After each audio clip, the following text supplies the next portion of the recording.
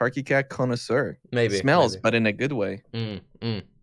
And with that, hey guys, Tarke Cat here, and Ziggy isn't with us today, but everyone else is, and we're going to be talking about Scourge League, random events. I'm expecting a little bit of Lost Ark from Raiz and Nugiyen, but what has everyone been up to? Raiz, what have you been up to? I played Lost Ark, and then I played the BPL, and that's pretty much been it. I got sick during the last 2 days of BPL, and my team lost, obviously, without me. For sure. I was making such a big dent. That's of course fun every now and then. I gotta say, like for these group-oriented events, okay, maybe I shouldn't say that. I hate softcore. It's so not for me. I just cannot bring myself to give a fuck about my character when I'm playing softcore. It's like little things. I just fail to change them because like it doesn't matter anyway. So who cares anyway? But then for these group events for BPL, man, it works really well. To anybody that doesn't know, BPL is like a group-oriented event where you go for different goals with groups of like 600 people. And yeah, for that, when you feel like a part of the team, when you feel like everybody's trying together, it's really cool. Although I gotta say, there were definitely a lot more people this time around because this was my second time doing BPL, where there would be dudes that would just treat the BPL like their own kind of like I'm getting shit for free type of league. Because obviously you're trading with your team for free, right? You're not really trading, you're just giving stuff that you don't need to people that do need it on your team. And then I'd have people who would constantly like message me for fucking level 40 items, and over the course of 4 days they've practically like barely got into maps, but I've traded them like half of my stash, you know. So that part got weird. But other than that, yeah, BPL always a lot of fun. Highly recommend for anybody who's interested in the future. We can circle back around. Nuggy, what about you? Let's see. I got huge post MF session depression of PoE. Which resulted in me not streaming for, I don't know, over a week, I think. Yeah, that was weird. That was really weird. Because I don't know what it was, but something after my first MF session just told me I don't enjoy this at all. I don't enjoy this journey. I don't like what it kind of like does for the game. Watching your screen explode with like, you do like a 4-hour session and you found like 5 T1 uniques and you're like, what? It just seems dumb. And so that annoyed me. That annoyed me to no end. Wait, but like dumb in what way?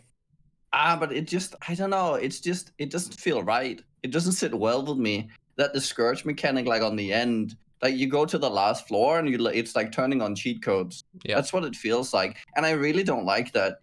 I don't like that how the league mechanic always ends up being this like loot pinata at the end because they can't manage to figure out a way to make it interesting other ways. It's just, I don't know. It felt really odd. And then that paired with the, so there were the few things I wanted, and I don't know. I also realized that I really hate Headhunter again. You know, I started like farming it. I was like, I had 1 card in my stash, and it's like, I just know at the end of this, I will not enjoy this. I don't know. It's just everything, all these realizations coming together. Just, I just couldn't cope with it. And so I went into hibernation to like reset. Yeah. Do you think you would have felt the same way if you were MFing in hardcore? Because obviously this is your first time in SSF for quite a while. No. It didn't really change.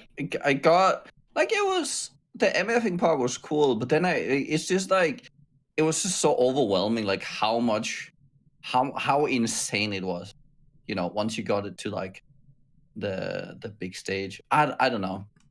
I don't think hardcore was like, I don't think that's really where I'm at. Now what I realized a little bit is that I want to get back to just theory crafting and making silly stuff again. I think I'm gonna like go at every event during this December with just, we make cool builds. more than anything else. For Gauntlet as well. I'm gonna find something out of the ordinary, something that's just like it's cool and I can build it and it's gonna work. Yeah. And that's how that's going. I was Other surprised. than that, I played Lost Ark and I'm oh my god, I can't wait till that game releases. You guys can have a little Lost Ark segment if you want to have a little Lost. I know you've played a lot of it, so you know I'm down. I thought it did release. How many times like people keep getting excited about Lost Ark? I assumed at this point it had released. Does it just keep like pseudo releasing? It has released. Well, I thought I heard you say that you're excited for when it was releasing. In EU, okay, so there is a region lock, meaning that it's really obnoxious having to like go into those realms. So first of all, it's not in your language, right? You can play in Korea, but everything's Korean. The first time we did that was like, I mean, you don't know half the stuff that's going on. You kind of have to guess everything. You have to like use your mobile phone on the screen, doing like screen capture, like translations with Google and all that. It's like, it's really awkward to try out, oh, where am I supposed to go again? Right? So that was like really awkward. Then now we're playing on the Russian realm. And since I don't know Russian, we're lucky that now we have translations. So now we can do that. But the Russian realm apparently had a really bad launch. So like it's sort of a weird realm to be on. So I'm really also we're coming in late, right? They're already going into they're in season 2 and then they're going into tier 3, which is the 3rd tier of content release, and you're starting on tier 1 with all these booster packs that kind of like catch up. Well, it's catch up mechanics to allow you to get to the same point, which is the baseline that where people kind of like fight, so that everyone fights the same content. There's a lot of content, but for the most part, they want you to all be engaged from the same floor, so that you have a more active player base at the right base. It's like World of Warcraft. They don't want to have you sitting around at level 55 in vanilla content. They want you to be at the expansion level. Yep. And also released in Japan as well, and that was like a separate region as well. Yes. So when does it come out for EU? First quarter of 2022. Okay. What does that mean? It could be early, could be late. It was supposed to be November, but they postponed it. Yeah. Many people claiming because of New World, but I don't know. If you played the beta, you'd realize that was not because of New World. It's because they haven't done so many of the translations. Like you would click the guide icon to like help you with the boss, and it comes up in Korean. Yep. I mean they're releasing a lot more content than what people were expecting, but unfortunately, also they're releasing it in a state that's like in that nerfed state. So yeah, we're gonna have to wait and see like how long that's gonna last. But they should be like releasing content a lot. And also, I don't think Amazon's actually like making the game; they're just publishing it. But then Smilegate's the original like company making the game, and I think that they're working on a lot of stuff, and they just put their foot down and they were like, "Yeah, we're gonna release with all this new Korean stuff that they're working on, and that should make for a lot of cool stuff, like the Sorcerer's class and a bunch of patch stuff." And there's like a huge Lost Ark. Like a Lost Ark con, I guess. Once a year they do these like huge in person or online? I'm pretty sure that it's in person. It's kind of like the Final Fantasy thing as well. Pretty sure that it's all like dev based and yeah, in person. And I can imagine doing in-person conventions for I shouldn't say convention, it's like a release, right? Okay. They're like it's like a PoE, announcement, right? Okay, in that way, but for Lost Ark content. Okay. I think they kind of have their whole way of approaching this. I think is very different in the East in terms of like how they manage this kind of stuff. I mean, if you look at a lot of the countries out there, they're doing a lot better. So I wouldn't be too worried on their behalf. I think they can manage. They probably have a bunch of restrictions in terms of like even if they're doing that again, or if they're doing conventions, like they're doing it without or within like guidelines and all that. I would imagine. Fair enough. So, how about you, Nuggy? What have you been up to? How about you, Octavian? What have you been up to? Sorry. Been grinding away at Path for the whole league pretty much so far. Haven't really taken much of a break yet. I pushed 100 on a Trapper I did a variant of Seismic Trapper that was a bit different, where I converted the Seismic Trap fully to fire, and I used Flamethrower Trap in a pseudo 5-link pair of gloves and no other damaging traps, so I had to scale a ton of duration and cooldown recovery to be able to clear with that. It was an interesting challenge. It was a lot of fun. And it got pretty much all of my bossing content done for me. And now I'm building a Death's Occultist for Zoom Zoom, because the Trapper, being a cooldown-based Trapper, wasn't the best for Scourge, and I wanted something that was better for Scourging to get the Scourge challenges done, so went with Death's Oath. Having played the cooldown Trapper to 100, how would you compare it to like a conventional Trapper? I don't think it's better. I got that question a lot when I was playing it. Like Crit Fizz or Poison Seismic Trap are both like just better builds, but it was strong enough that I have done like all of the content in the game in a hardcore setting except Feared. So like it's objectively not like a bad build. It's just Crit Fizz Seismic is one of the best builds in the game right now. So what you're saying is it's absolutely awful because it's not the best build. Yes, yeah, precisely. Yeah. Not viable. Yeah, not viable. No, it was fun. It got me the most Cyrus kills I've ever had in a hardcore league as well. I think I killed him like 20, 25 times or something this league. Dropped my first savior I've ever dropped, because I've killed Cyrus 8 a whole bunch up until now, but he just never dropped the sword for me. So it was nice to finally get that drop to happen. That was doing the whole like spell suppression plus Kongming's stuff, yes. Right? Yeah. So with Kongming's and max res scaling and spell suppression, I did the math. For every 100 points of lightning damage that Cyrus would do to me with a die beam, I actually would take 3.5 points of damage. So it was a pretty absurd amount of mitigation. There was one time where I fucked up and I had 8 debuff stacks on me and I tanked a die beam and was fine. I'm going to, after I get the Death's Oath rolling a bit better, I'm going to see if I can tank a Meteor Slam with the build. The problem with it is I don't know if I can blind him during Maze phase. If I can't, then I'm just fucked and I'll die. But if I can, there's a possibility I live if it low rolls. I think you can still hit him. You used to be able to hit him, and the debuffs persist as well. Yeah, I know that debuffs persist, yeah. Because I've seen him retain his curse. If he's cursed by something, he'll still be cursed in the Meteor phase. But I don't know if my blind duration is long enough. Right. If I can't reapply it. I think the real question, as some people in chat have correctly assessed, is can it tank 100 Elder Slams? Actually, it's not very good at tanking Elder Slam comparatively, because that's an attack and not a spell. There you go. It's a very difficult thing to tank, apparently. Yeah. I'll ignore those comments. As to myself, I've been playing PoE on and off. I have to say, I'm feeling a little conflicted with PoE at the moment. I think this is a great patch. I like this patch a lot. I'm looking forward to next league. I'm pretty irritated with GGG at the moment, though. I think this is one of the most mishandled leagues we've had. And the events look really cool, and I think that's good. And I like the Scourge gameplay, but I find it really difficult to be excited about playing Scourge when GGG said last league we're going to do better with our communication. Like, we think the game is best when we communicate. And then they've said nothing about Scourge League after week 1. And everyone's like... That's true. It's not mishandled, it's abandoned. That's a big difference. You can't do poorly with miscommunication if you don't communicate. Okay, so... Checkmate. Oh, they communicated.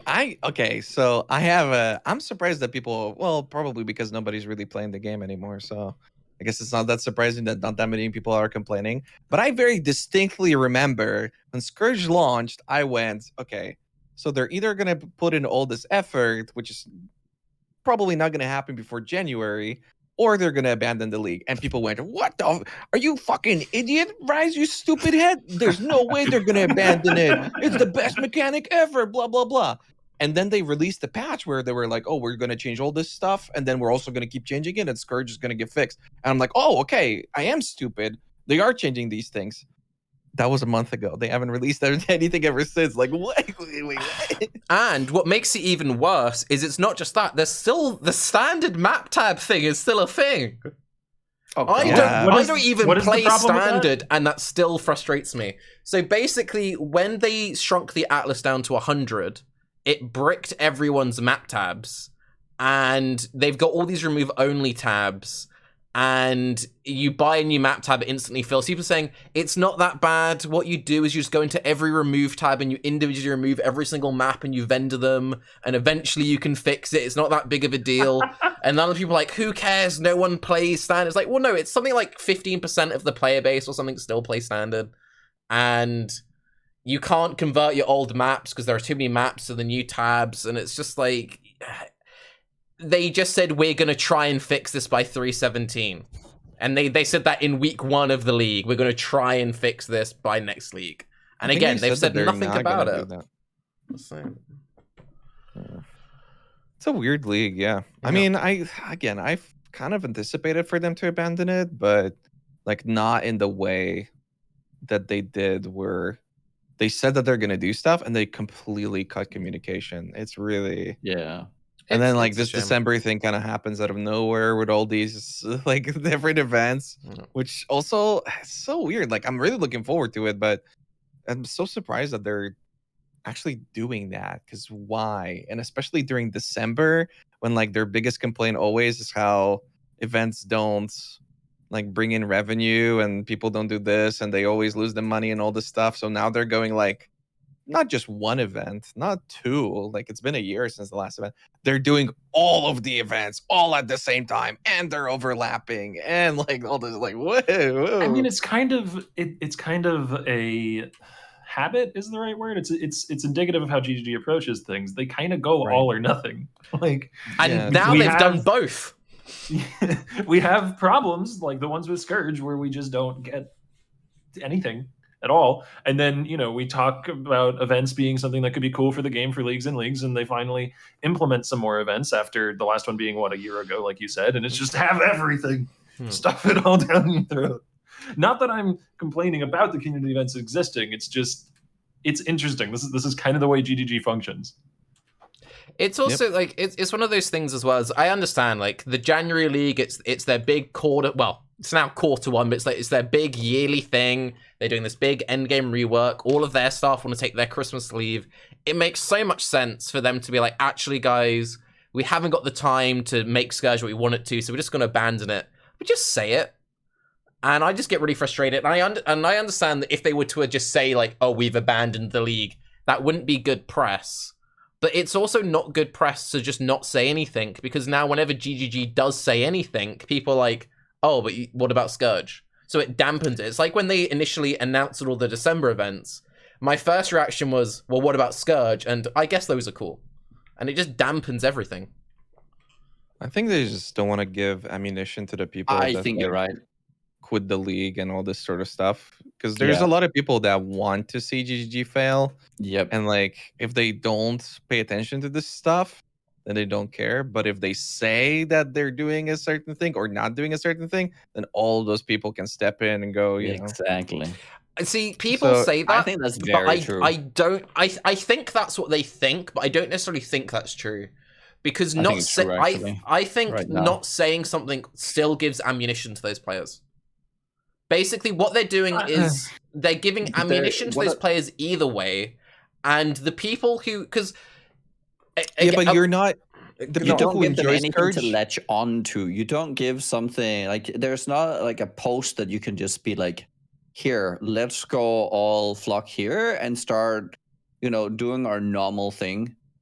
By not giving them a space to essentially like grow the animosity even further, and they just I think I don't know, I think that makes a lot of sense from a communication point of view. I think also for the people that are enjoying Scourge, like telling them this thing is not right and we're not gonna make it right. For the people that are just liking it a lot and that's the game for them, telling them that it isn't the way that it should be, I think.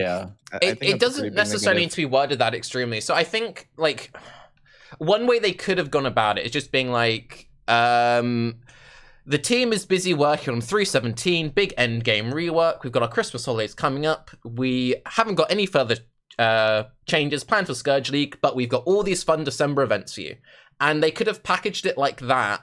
And all the reasonable players were like, okay, fair enough, 317, big endgame rework, you've got your staff going on leave, whatever, blah, blah, blah, blah. You've given us all this events, you didn't have to give us these events. And then it's just done.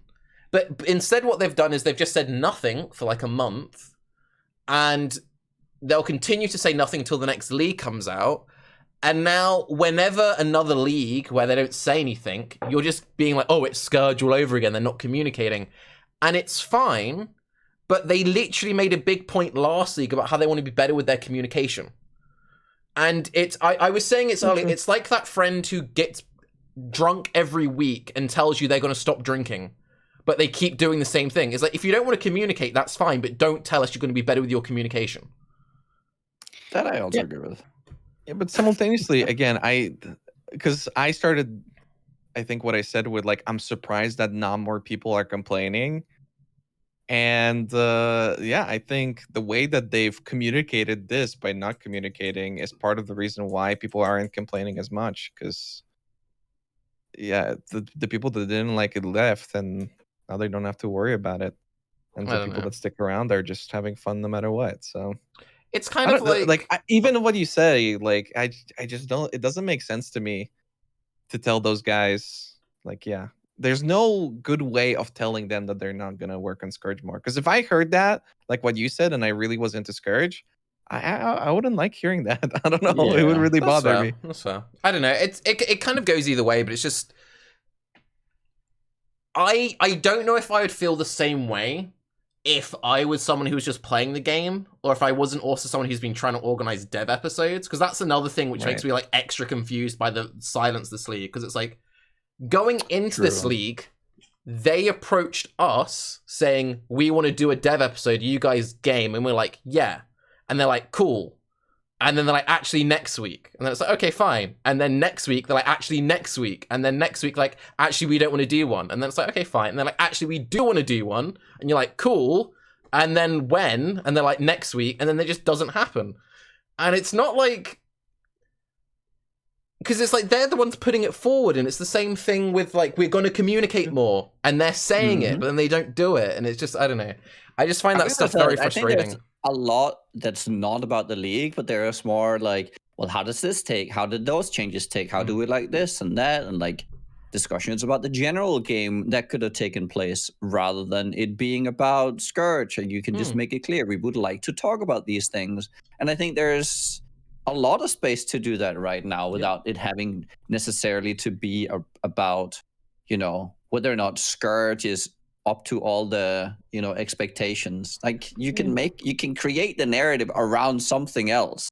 I think that's what they are doing with the December events. They're like, well, look here at this shiny thing instead. This is cool, right? Yeah.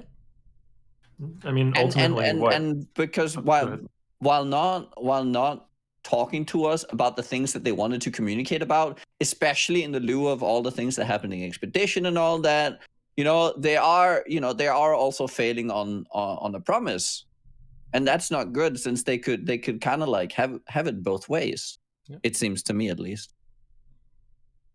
Yeah, we could have very easily just had a conversation talking about the patch, because we all universally are massive fans of the patch, and this is a really good patch, and that's why I said I'm kind of conflicted with PB at the moment, because I'm kind of like, the patch is great. I think the game's in good spot.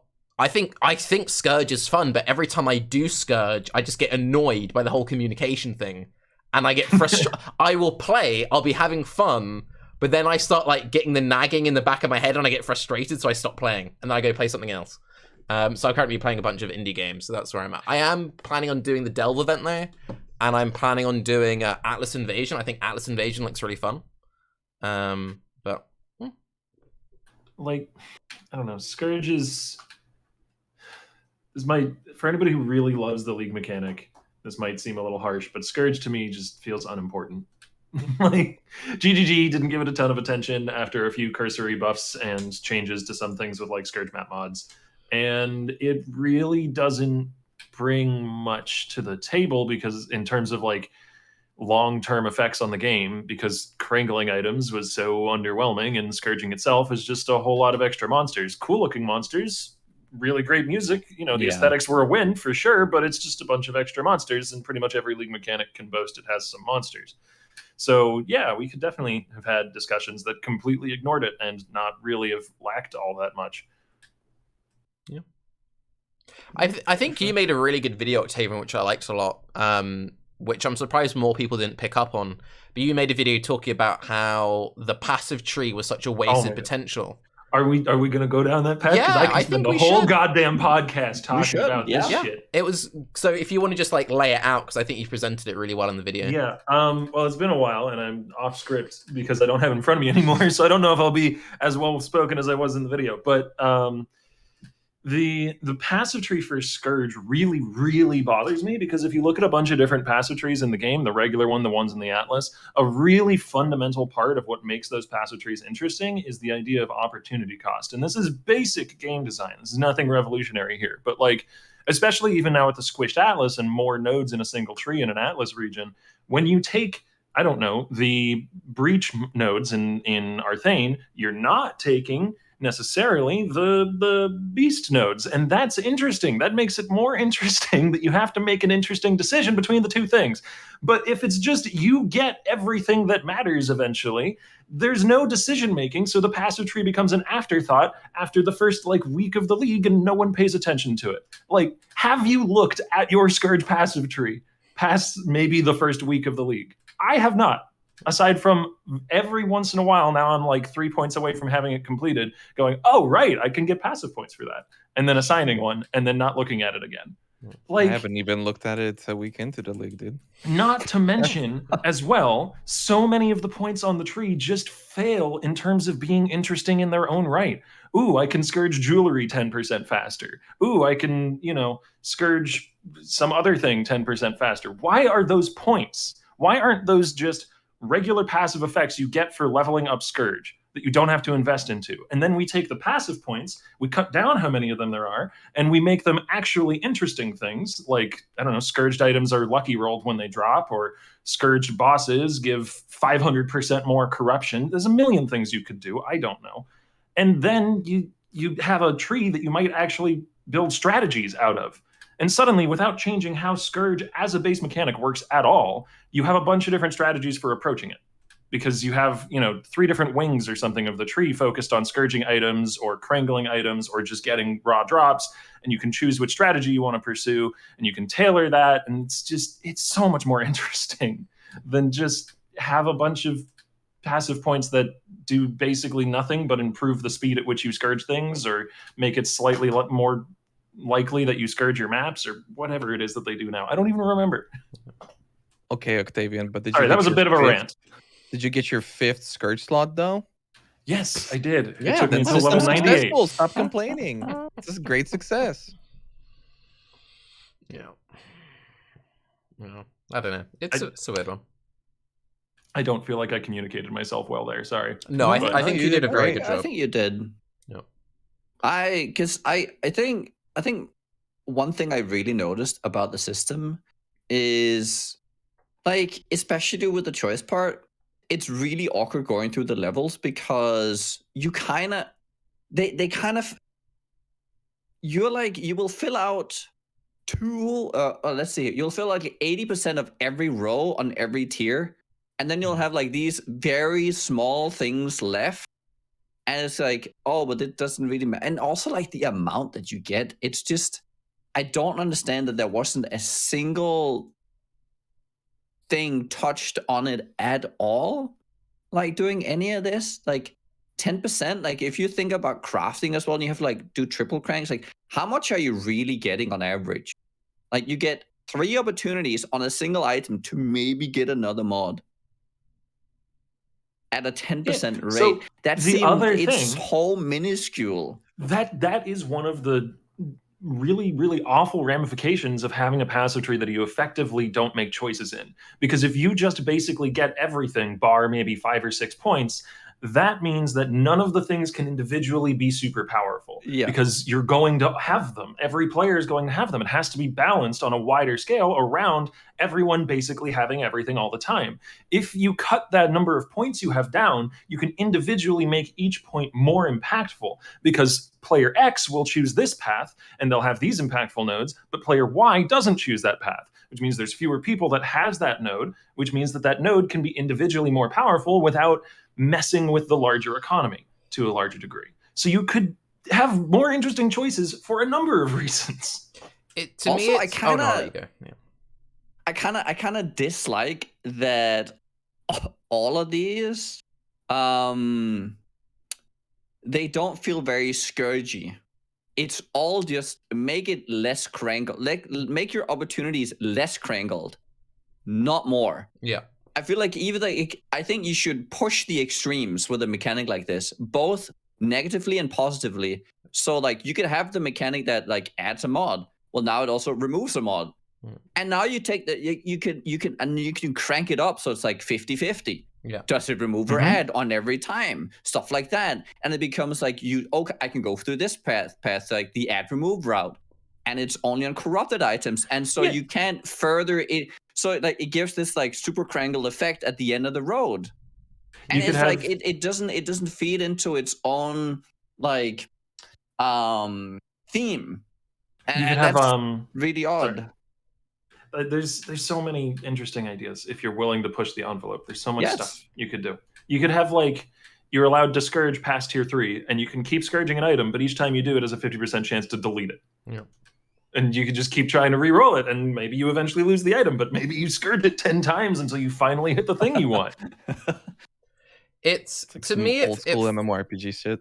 To me, it kind of felt like they looked at Diablo 3 and said, we want to experiment with Paragon systems. And this was their idea of, because it's basically what it was. It was like, it was a progression thing. They were even saying like the promotional material, like most people won't unlock everything. Everything was very individually weak in power. So that's kind of what they were going for. But then crangling items themselves, because they didn't do anything to like make the system more appealing, it didn't have enough draw for people to even care about the idea of like, oh, I've done a day of mapping. I've unlocked an extra point to make my crangling slightly more efficient. When your whole tree is uninteresting and all it does is make the crangling more efficient, but most players don't like crangling, then why do I care about making it more efficient? So it was a lose-lose. If the crangling was actually efficient and more interesting, then people would be more like, okay, I don't mind getting less interesting, just efficiency boosts. But when both are kind of whatever, then it's It's like my best crangles during the whole league, I think I even spoke on this last Baeclast, was like, I got some flat mana regen, which was kind of handy. It was genuinely kind of handy, but it was kind of like, that was my highlight of the league. It was like kind of helpful. Yep. Yeah. That really sums it up. That was kind of helpful, the league. I corrupted life implicit on a shield and then crangled flat life on the shield. That was my best one. That's pretty good. Did they comment that this is going to be kind of like a throwaway league? Because usually they'll say something like that. Like, oh yeah, this league's not that serious. No. And that's another thing as well, because it's something which I thought was kind of interesting. And this is something that I feel like GGG could have even lent into. Because you know how people always say, like, we just want the maintenance league, GGG. Can't you just do the maintenance league, where you just make the core game really, really good and you do a low-effort league? They could have just said, yo, bitch, that's what fucking Scourge was. You don't now stop fucking begging for it. But they didn't even, like, go down that route. They just kind of went Scourge, and then they just, like, left it. So. Well, if the result is what's intended, then, like, even if the people that want it don't realize it, mission accomplished, right? Job's done. Because I think the game is a better game now than it was last week. I think the game is genuinely improved. I think 3.16 was great for the game's development. It was just,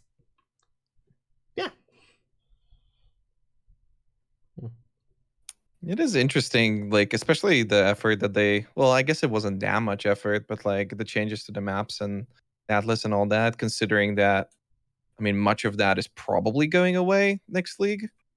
So I was pretty surprised that they acted. And honestly, if doing that on such short notice in many ways based off of the player feedback requires like sacrificing shit like Scourge, I'm down. But yeah, the communication could have been better for sure. I agree with you there, Tarke. I think the one thing, and I guess this is where like different players have their limits with it, is when the communication is poor And when I get the sentiment of like, this is the throwaway league, and I think this is just how my brain works. If I'm like, if GGG isn't invested, well then why am I invested? And then I just lose interest. Because I was like, I enjoy the gameplay of Scourge. I genuinely enjoy playing this league, but I have no desire to play it. Because I'm just like, well, they don't care, so why the fuck should I care? I mean, it's just a video game. Exactly, it's just a video game. It's, you know, but it's like, I don't know. It was a weird choice from them, for sure. Does anyone have anything else they want to say on Scourge before we move on to the next thing? I hate it. Yeah, that's it. I hate all league mechanics. And soon you will too. This is just the first one. More are coming. I think I'm a little sad about how the whole Scourge thing like has turned out, because thematically it's been one of the most satisfying things to see like enter the PoE sphere, I think, for me. So I hope the takeaway is not that people don't like the thematics of it, because it's like the whole like monsters are like gory and tentacles and, you know, demon, like almost like demon. Like I find it very, very cool. So I don't know. I hope to lean into like that kind of aesthetics more. True. But I know we'll see. Scourge would be one of those perfect leagues where they could like expand on it visually and on that, because usually they'll do like, there's abyss monsters and you never hear about them again, or like Harbinger, they were like, oh, this is secret language that the players have to discover. Never did anything again. So Scourge would kind of be the perfect one where they could really continue to expand, because I think it really fits well into the PoE universe. Yeah. Actually, one thing which reminded me of that, which is kind of funny, Scourge is literally Incursion 2.0, because you guys remember the hype going into Incursion where they were talking about like how modular the temple is and they could add to it at any point and they could do all these crazy things, and everyone's like, oh, Incursion gameplay is so fun, and then after a month they're like, oh, that's it? And then they kind of got bored. And it's just kind of funny, you know. The temple was kind of yikes, though. There were so many little things that they could have done with the temple that they chose not to do. And even like when they reworked it, they still missed out on a lot of like opportunities there. So, but I don't think Incursion was ever what I wanted it to be, and Scourge is the same way. Which, yeah, in that way, I get the comparison. But to move on to brighter pastures, I thought it'd be kind of fun if we just kind of like breeze through each event individually, because we're actually, first off, before we go into the events individually, what event are we all most excited for, Raiz? I mean, it's got to be the Gauntlet, right? Because the Gauntlet, and there's new mods and all that, and I'm pretty skeptical about the mod pool for it. But like, if we're choosing from the GGG events, and no, it's not Endless Heist. I know that a lot of people are like, oh yeah, no. Surprisingly not. It's not Endless Heist. I guess the Delirium has a lot of potential, because they're setting up like a amount of Delirium per zone that's static. So if they do that really well, I think it would be great, because I initially anticipated that it's going to be something like Tempest or like Warbands where it rotates per hour, but it doesn't do that. It's a static amount per zone that they put effort into, mostly, is what they said. And then, yeah, the same thing goes for the Atlas Invasion. It's got a lot of potential into being something cool or something really like just kind of quickly gets boring, but hopefully not. What about I think it could be the coolest. What about you, Octavian? I'm more excited for the Atlas Invasion than the others, mainly because it's the one that's bringing in like something new to a degree. I mean, I guess all the bosses in the Atlas Invasion are bosses that we've seen before, but them just wandering around in maps, you know, I've run a lot of heists, I've run a lot of Delve, I've run a lot of Deliriums. I've not. I was run gonna say bad. that Steven's already playing Endless Heist. Like this, he's always in Heist. I don't know how you do it, Octavian. I would have thought that you're gonna be the most excited about Endless Heist. If I had a crafting bench, maybe. It seems like a small gripe, and it may be a small gripe, but I really dislike not having access to the crafting bench because my god, it is annoying early on to off color something or to like get that little bit of chaos res that you want. The crafting bench provides so many little bits of utility, and it's so nice to have. I automatically get significantly less excited for game modes that don't have it. So Delve and Heist, I'm not quite as excited for. No, it's more the endless Atlas invasion that I really like, and Delirium has never been my favorite League mechanic, so I'm probably going to play the Delirium event, but I'm more hyped for the Atlas invasion one. Yep. What about you, Niggy? Yeah.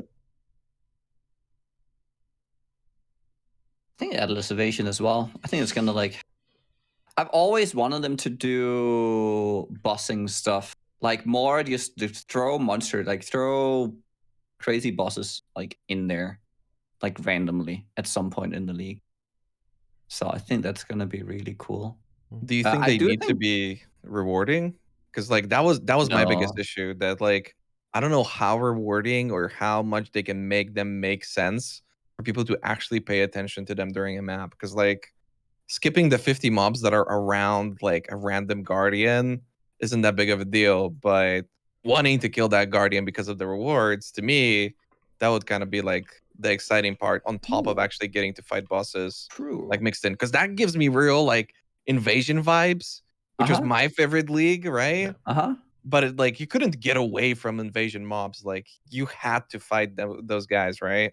Because if you were in a map and you wouldn't kill them, you wouldn't fight them actively, then eventually they would kill you no matter what, because they were just that strong. Yeah, that's so true. I'm kind of hoping that that's going to be the same thing. Because like I don't know how the game's going to play when you have a shaper in mudflats, but like actually the rollers are more dangerous. Like I don't know, do we and more think rewarding the too. like stuff like shaper? Do you think it will respect the shaper drop pool for the guaranteed uniques and stuff? Because that'd be cool. I don't know. I that's what I thought that maybe, but then I think they said something about that. They said the bosses will always drop a unique, but they didn't Yeah. specify if it can drop uniques from the boss pool or not. Also, for the people watching here on YouTube that missed the finer text of the announcement, the bosses that will be in maps are ones that Maven can witness. So you're not going to see Maven herself. You're not going to see things like All. You're not going to see things like Conquers. It's no Cirrus in maps. You'll see, anything that can be in one of the invitations for Maven. I know it can't happen, but I would love to see like Cirrus influenced Elder or some dumb shit. That would have been cool. Yeah, I do like the idea of that. I think it's. I mean, I was gonna say I think it's interesting that we're all most excited for Atlas Invasion, but I guess it's literally because it's just the most unique one. Because all the others are kind of just like whatever. Because they haven't really experimented with that, like for really, have they? I don't like outside of like actual invasion, where it's like Metamorph and Rogue Metamorphs in the Atlas tree to some degree, but that couldn't be.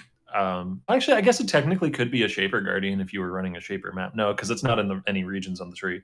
So yeah, it couldn't be Shaper Guardian. It couldn't be Elder Guardians or anything like that. So this is a step beyond what Rogue Metamorphs I offered. mean, it did happen one time when they released that one patch and it was spawning Guardians randomly around the world. When Katarina could just show up in your map to a Syndicate event. I don't know if you guys remember that. There was like I don't even remember what league it was, but there was like a week-long period where Katarina would randomly show up to transport events occasionally and just fuck you up. No, there was like a couple. I think it was at most like 2 hours where like random Shaper and Elder Guardians would just spawn around the world, and like they wouldn't even spawn and fight you. They would just use their attacks on you, so you couldn't even fight back. Like they would just blow you up. That lasted like I think it was about an hour or two. It was a really weird one. Maybe there's still some videos out there of it. Actually, I slept through it. One thing before we get into the specifics of like builds and maybe think about for each event, I'm just curious about it because we have like a good lineup of casters and racers in this call. The whole race sleep timed race thing popped up on Reddit again. There was a big conversation about it. I'm curious what you guys think about that whole conversation of like, should there be daily limits or should it be like the fastest like time to kill, or like do you think the current racing setup is the best there is available? Or I think that endurance style races are fine. Now, I think what's important is that when you have them, that information is available and that you take care of the people who participate by giving them good guidance and information. And I think GGG, it's on them to make sure that there's good guidance on how to approach these events, because people are stupid. But you have marathon events where people don't know how to like properly prepare themselves and they dehydrate. You have Ironman events. You have so many events around the world that are essentially these like endurance style events. They exist in every aspect. And so to say that that's not a true competitive environment is just not about sleep. Like managing sleep and managing how you function under that is like saying that someone who climbs Mount Everest is just someone who can like hold his breath better. It's like, it's stupid. That's something that takes effort to acquire over time. So, I mean, we can all want a different system because it plays better into our style of, person or, what we prefer. But to say that there is somehow a better system like this versus the other, that's entirely down to like personal preference and what you like. And so I think it's a little annoying when it's like, oh, but it's not competitive, or it's not this, or it's not that. It's just about, and to kind of like diminish the effort of people going into it. I think that gets to me a little. See, I feel like a couple of people mentioned that, like it's just jelly people that think that they could win if only it wasn't for the fact that they got to do the dishes and all this sort of stuff. Yeah. I didn't really get that so much from that post. To me, much more of it was kind of like the change in mentality. It used to be that people would talk about how these events need to change to like help people.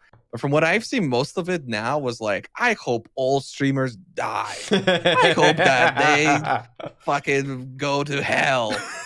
And it's just like, what happened? Like, I get it, you're not my daddy, but like, are you okay, we can Raiz? still try and change this for the better. You all right? You didn't get that? Much of it. I mean, I didn't read the post you guys are talking about. I don't sort by controversial, so I don't I get did. that. One thing I find funny about that is I pictured a world where all the actual PoE streamers die from race events, and it's just me and Ziggy doing our right first week of the league. Hi guys, and then we fuck off. Oh god, I think. Oh god, to me, the reason why things haven't been improved and the reason why things haven't been changed is because realistically they can't. Like the solutions that people bring up to improve racing is always solutions from people that don't race, that people who don't partake in these events to like a certain extent, but they bring up these solutions that in reality only make the problem worse. I mean, the post that was made by the person, the suggestion from him was / playtime, which is infinitely worse than what we have currently, because then you're not only having a ton of issues with prizes and winnings and like figuring out who's actually leading and all this stuff. It makes the event super unfun because all you're ever doing is min-maxing your / playtime. So when you have a decision to make, you log out. You think about it, you plan it out, and then you log in, do everything quickly, log out, right? Like, do you really want that to be like the gameplay? And then if you do it for an amount where it's like, oh, it's a certain amount, but not like too much or maybe not too little, let's say 8 hours of playtime so the no-lifers can still play. You know what the no-lifer is going to do? 3 times. They're just going to make 2 fucking accounts and then play that for 16 hours. Like, dog. I mean, when these things come up, I always thought the best case for that sort of stuff is it's just about making sure that you have a mix of events, where you have some like shorter, more like Blampty style ones, where it's like the event runs for 4 hours, that's it. Whoever gets the best gets the best. You have a mix of those, and you have more of the grindier ones. And then it like appeals to different kind of players. I do think it would be interesting for them just to do one /played event, but the problem with a /played event is, yeah, you have the logout problem, and also it has to be forced SSF, because otherwise you have the situation as well of like, you get the trade groups and then you mule it onto a random account that's being boosted through everything, and then they like sap the boss. Yeah. But I think it would be interesting to explore different options, not necessarily because I think it would be better, but just because it's just interesting when they do new things. And we're all most interested in the Atlas Invasion event because it is the most different of all the events. And I think that has something to say for it. There were definitely a lot of sensible people, because like, as much as I talked about how like so many people were just like, I hope streamers die, there were a lot of people that simply argued for the sake of like improving it, even if they didn't care personally. And I really appreciate that, because I'm one of those people that, you know, I'm fucking old now. I am not the way that I used to be, where I'm gonna play for 40 hours straight. And I would like to, but it literally kills me. So to have that be a lot more under control would be very cool. But also the way that that gets brought up, I think the types of events that are happening nowadays really help that out, because you can't play the gauntlet and be like half asleep. Like that's just like the eat up situation where he falls asleep and dies to a crab. That shit's never gonna happen to the gauntlet, because you have to pay attention, you have to know what you're doing, and you're gonna be sleeping, right? And also the post was so disingenuous, because it was about how supposedly Lighty was talking about how he's only gonna sleep once, and the person made it seem like as if he's gonna sleep once in a 10-day event, but it was meant for like a 30-40 hour stretch, right? Yeah. So you play for 20 hours, then you sleep for fucking 8, and then you play for another 20 or whatever, which, you know, I don't think that's particularly crazy. You know, I keep getting these people in my chat when I'm streaming for 8 hours, and they go, oh my god, go to sleep, well, you look so tired. Like, dude, I've been barely up. You go to bed after 8 hours of being awake? Like, come on. Getting old, Raiz. You need your naps. I am old. Get That's with the it. problem. I am old. I'm not getting old. I was getting old a while before. No, you know? you're I getting am old. now. You're not old yet. I'm old. I mean, you would know old, but I'm old too. He was trying to be nice, and you just threw that shit back in his face. I like being know old. what Okay? I'm talking about, Raiz, on this one. Let's get real here. You're an expert, true. I think the whole conversation as well, in terms of like restructuring the thing, is, and I think that people don't realize it, the racing community has been talking about this for quite a while. Not because the racing community has been that unhappy, I think, but more because we want to attract more people to what we enjoy. Sure. And I think people don't realize that it's like these conversations has often been brought up by us in an attempt to figure out a way to bring in more. Yep. I mean, I think something like Gauntlet, which has the really wide scope of trying to get players to accomplish all of the big endgame things in the most punishing environment you can possibly think of, is just never going to fit into that shape. Like, it's the very concept of the event doesn't really work if you can only play Path of Exile a couple hours a day. I don't know. Like, it's just not the game that Path of Exile is. But what Tarke suggested earlier with little things like Blamps, or, 20 or Exiles in every zone, or Headhunter in every zone, or whatever, those kinds of concepts can work much better for a 4 or 5 hour race that you could knock out in an afternoon on a weekend that you have off. I just don't think that the fundamental idea of what Gauntlet is supposed to be really works with that. Like, it's supposed to be this long-term endurance event where you're, putting together a character to handle the most difficult, challenging endgame pieces of content that Path of Exile has. How do you do that in a short amount of time? You need to change what Path of Exile is. I mean, I think that's where stuff like BPL really shines. I think more events in like the BPL format, but maybe where the teams are a bit smaller. So it's like teams like 20 or 50 and it's more organized. Sure. I think it's perfect because it's something that I've actually thought about a fair amount, Because like back in like beta, like 8-9 years ago, I used to do a little bit of team racing, and we were never great, but I had like a few top 15 finishes or a few like top 50 finishes that I felt really good about. And I am like Raiz, I am getting older and I can't do that anymore. Like I need my sleep, and whenever there's like even just a league start and I go a bit, I'm like, I can't do this anymore. And I feel like, oh, what would be the perfect thing for me? And realistically, if I want that like race mentality again, it's something like a BPL where I can kind of support in my own way. And I can be like focusing more on trading stuff or setting up other people. And I think more focus on that style of event and working out how GGG could set up more like team blast kind of scenarios. I think that's a great way that you can then appeal to, oh, I can only play for like 10 hours over a whole week, you know? No, it's terrible. No? Well, how come? Okay. I disagree with Octavian so much because those events take genuine skill. Unfortunately, like the shorter the event, the more skill it's going to take. And the problem is that these people who I know that you're not saying this, but these people who present these arguments are very often like they won't participate in that because at that point they either don't participate because it's not interesting, or I have some other excuse, or I could do it, but Path of Exile isn't about skill, it's about knowledge, but I totally could hold my beer.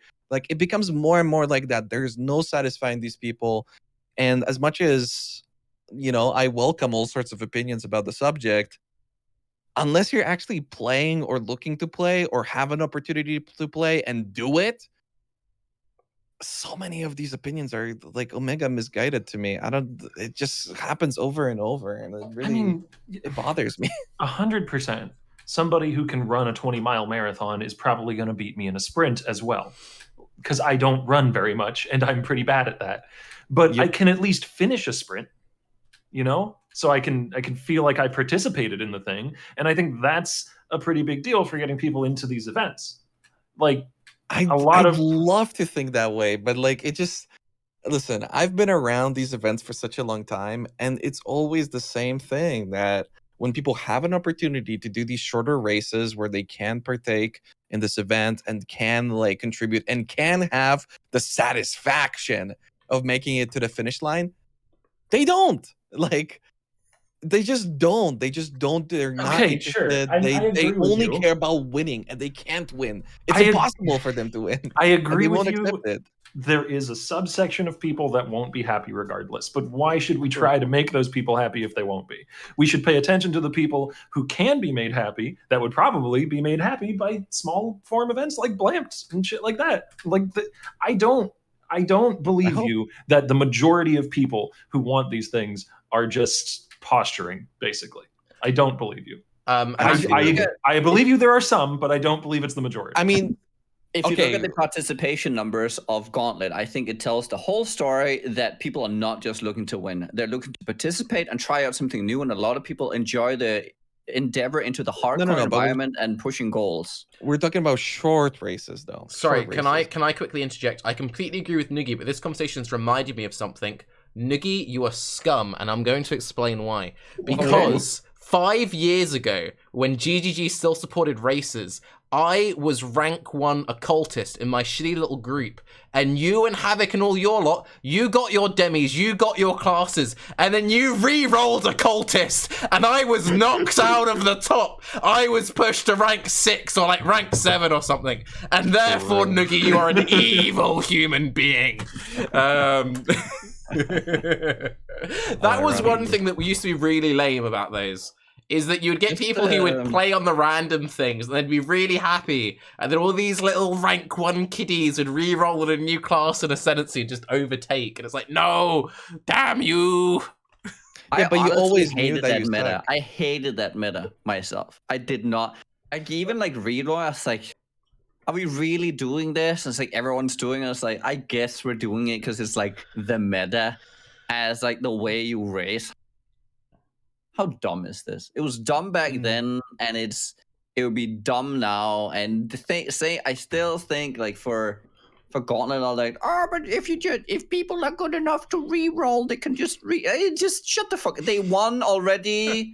You know, number 1 is enough. You don't need to be number one, right? Number 1 is enough. Shut the fuck up and take your win. It would kind of be like if, like, in boxing I'm or literally something, gonna do that. They In like every event, I'm gonna try to do that. But it'd be like if someone like they won like their class and they're like cool, and then they just like went down all the lower weight classes just to get rank 1 again. And it's like, dude, we get it. You're better. Like, stop. It's not about that. It's about how it's there and they can keep playing, Yeah. To me, anyway. I love playing different classes. I don't even care about the overalls. I just want as many demis as possible. Raiz does like to reroll. I love that shit. I don't even care about any rank ones. In the last Delve event, okay, I got rank 1, 2, 3, and 4 on 4 different classes, okay? Like, Do you like smurfing as well in Dota? You I like hate it. smurfs? Oh, No. okay. Then you're a hypocrite. No, but how does that make sense? It doesn't correlate. No, because Of course, someone like you would say that. it's about the class viability, okay? It's different because the classes have a different power threshold. You got to clickbait this episode on YouTube, Tarke. The most contentious Baeclast yet. Nugi said what? If I was someone who actually put effort in, the podcast would open with me angrily calling Nugi scum and him looking confused, and then it goes into the episode. Damn it, Nugi checkmated me there. Yeah. But no, I completely killed the flow of the conversation. So I think one thing which was interesting with the shorter event things, and you were saying, Nugi, with like gauntlet participation. So what I'm saying is that the mentality that everyone that what we're trying to do is to play into these people who are never satisfied unless they win, and it's like somehow a large majority of the vote. I don't know, like these. I think both short and large short and long events create an opportunity if they're fun and in their own right for people to enjoy themselves in a different way in PoE. I think Gauntlet really shows this because you see the participation numbers go up and up and up and up, and they include more and more people from softcore that come in to like have a different experience. Like there's so many people participating right now, which is also why it's like been taken under the GGG umbrella and being like a sanctioned event now. It's because the participation numbers are so huge. And it's not just because people think that they can win. It's because, they just want to enjoy the experience of getting their butt kicked. I wanted to ask you guys, because I don't know the numbers, and like you obviously talk to Ziz and stuff, so you might have a better idea of this.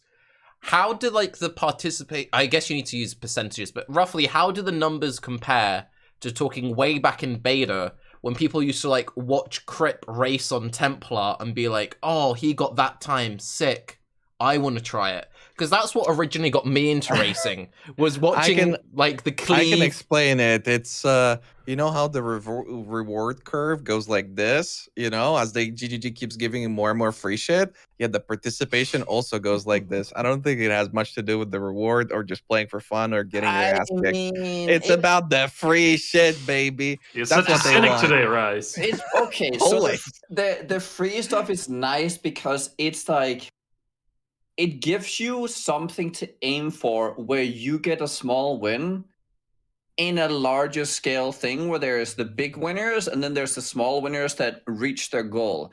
It's important to give people a way to go through an event and reach a goal, be it small or large. If you take away the smaller incremental goals that people can get to, then you have less people playing, because what are they playing for? You need to give people something to play for. That doesn't mean like it's not like how big are the rewards? I mean, there's a raffle.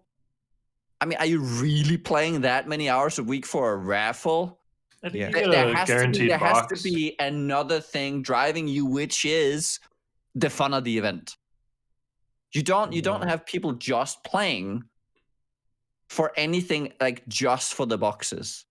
You think it's fun until you play it and you realize it's not. I've heard so many people talk about it, and they're looking forward to it. They're like, I sat for hours and hours in the BPL discords talking to people. We had long conversations, and there is so much enjoyment that I can hear. So many people are going into these things and they're looking forward to the next one.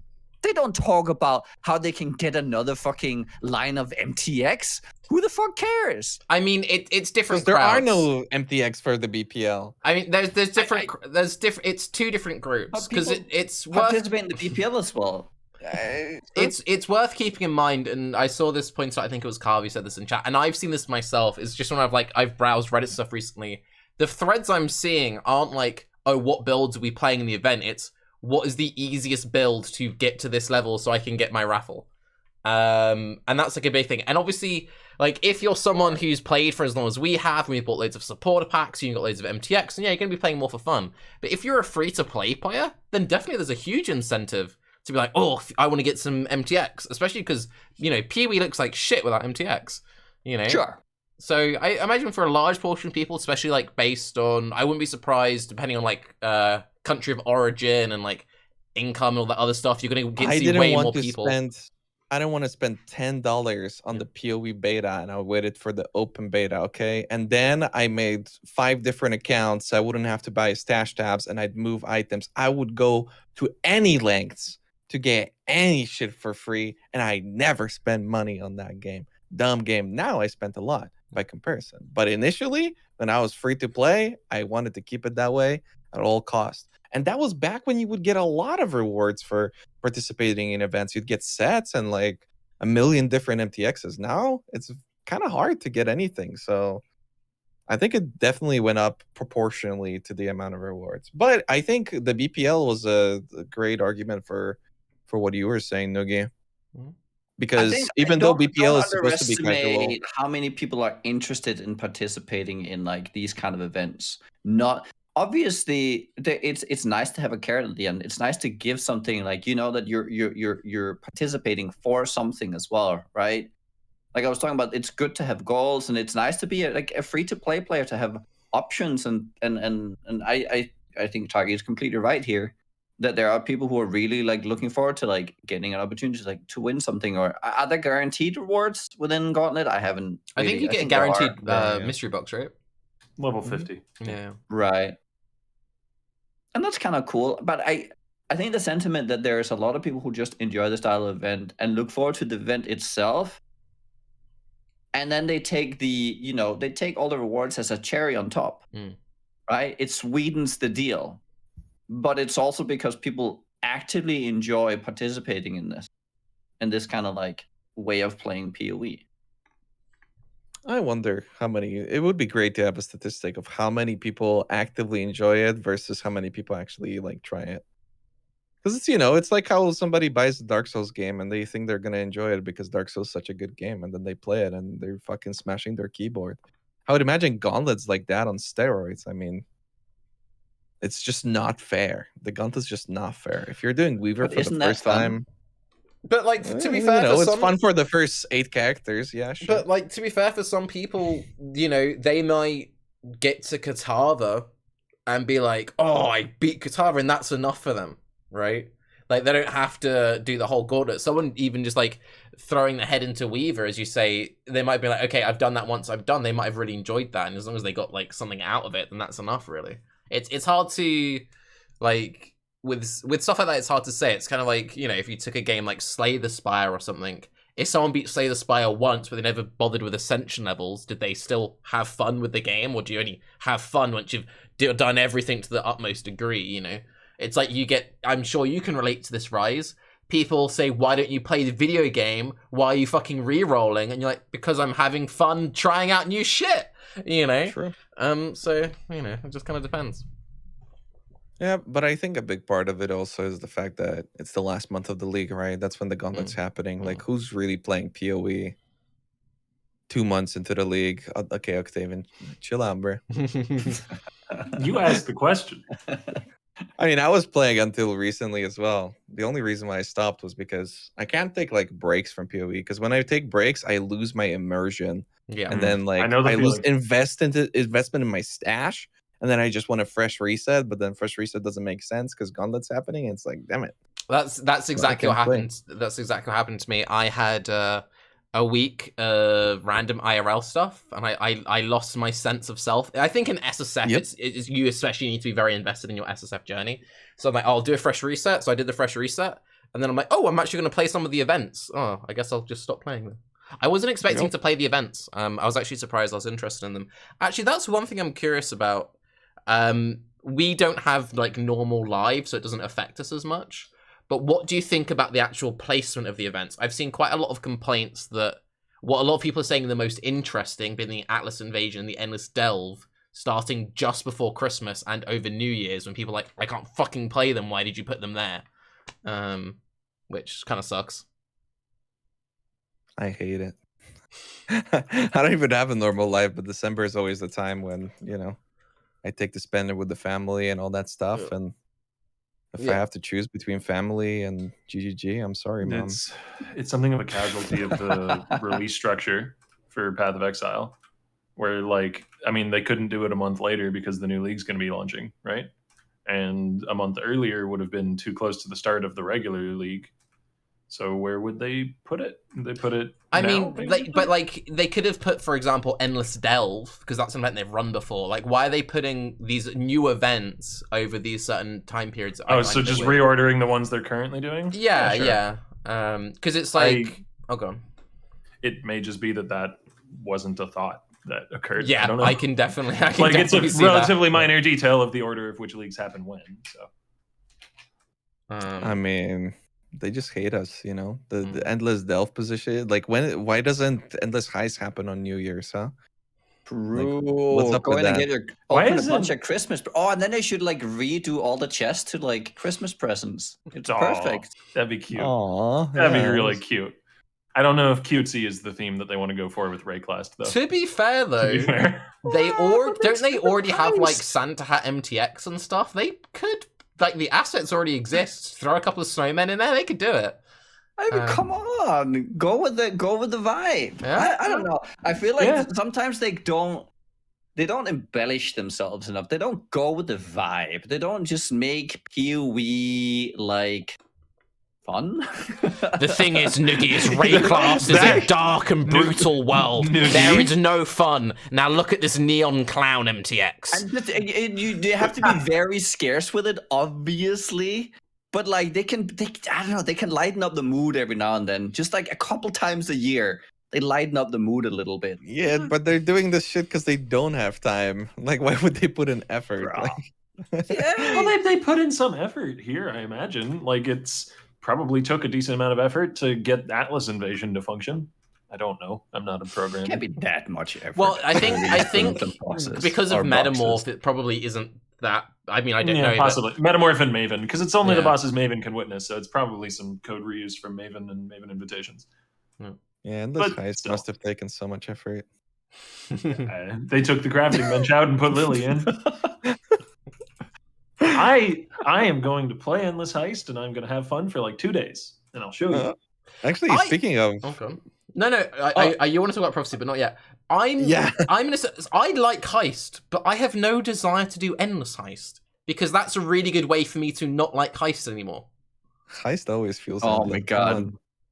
I need to have a door counter. I need to have like a click thing every time I go through a door. I really don't understand the Endless. As someone who likes Heist, I really don't understand the appeal of Endless Heist, because that just seems like a really good way for people to burn out on a mechanic. I was joking about that shit, and they still did it. It's insane. You're not the only person. There was a guy in my chat when GG was like, "Oh, December Brent," he's like, "Tarke, you ready for Endless Heist?" I'm like, "Fuck off! They're not going to do that." And then I'm like, "Oh." I was like, "Endless Heist." You know what they should do? Ultimatum. With the Heist, they should actually never allow you to fully leave. It should like going in the first Heist and then getting out. Getting out should be getting into a new area with a vendor at the start. And you're in another Heist immediately. So you actually never leave. It's an infinite amount of doors. Like a Maybe you need to roguelike. like, you know, then they should make it a maze and you can get out of Heist. Okay, no, how about this? So, you know, in game shows where you've got like the real door and the fake door, just get rid of all the boxes, just a series of doors and you have to go through the animation to open the door, and 50% of the time the door doesn't open, and you're like, oh, I got the wrong door. Then you walk over to the other one, and then you go through. I mean, that's kind of what I thought that they're gonna do within this heist, to be honest, because the goal. So that was the thing, right? When I started talking about this, like, oh, in this heist, lol, lol, lol, you know, obviously people were joking in the chat and everything. I was like, okay, but what would be? Let's take it seriously for a moment. What would be the goal?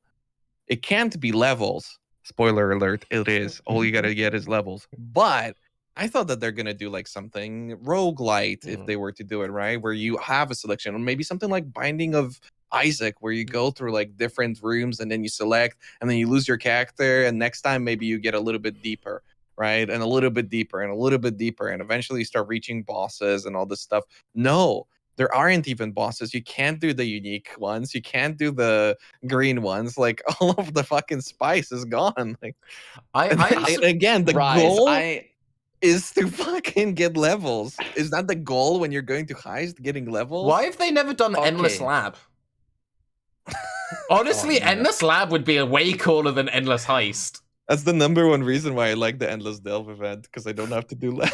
It actually feels so good. I don't even mind lab, but my god, does getting your ascendancy points by default feel so good. It's by far the biggest, most pleasant surprise last time. I find it kind of funny, Raiz, that you're like, I expected it to be a roguelike, and you're like shutting down my idea of a little snowman and a Christmas box. No. I would love that. I think that would be great. I'm not shutting it down. It's just that it would require effort from them. Like, I just don't think that they're willing to ever do something like that.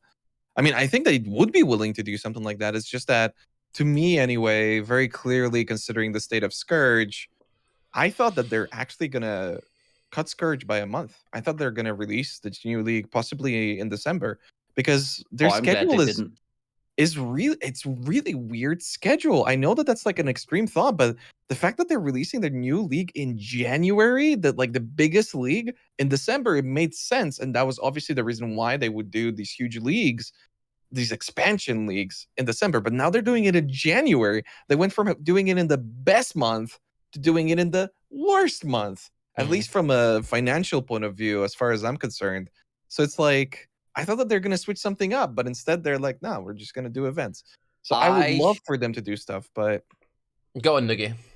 I actually think that I think it's very comforting to see that they're sticking with their release schedule and that they're not trying to push for revenue in December in the way that you were talking. Because, like, what would that entail? It's like, it would with how things are running and how far they're behind, like, that we can only assume, like, that would entail crunch. It would entail so many bad things for them working at GGG. And I think it's more important. I honestly think it's more important that if they would want to get back to a December release, they would need to start pushing the leagues, you know, the other way around, giving them a little bit more time, you know, over the next year maybe, to maybe get them back.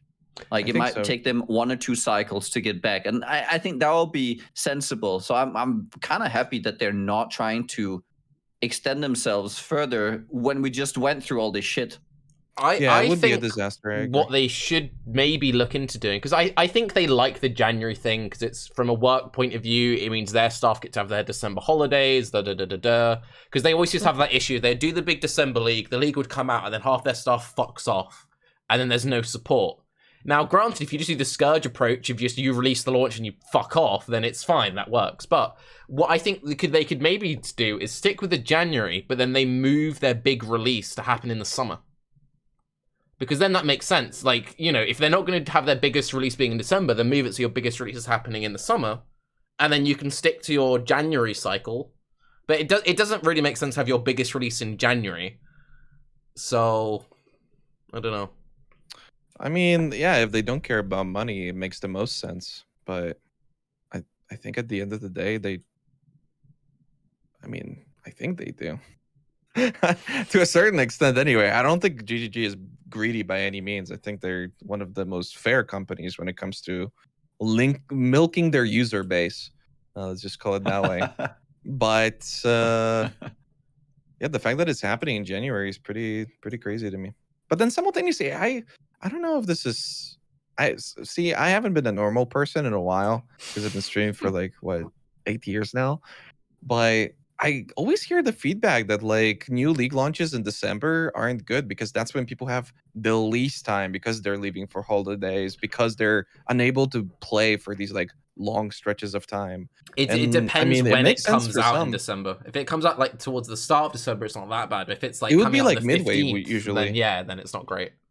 Yeah, and that's what it would be, right? In the past, so that's why I've always thought like summer makes the most sense because that seems like a fairly like safe spot. But then you always have the issue of like, oh, when certain people have their exams, and you know, it's difficult, you know, whatever way you did cut it.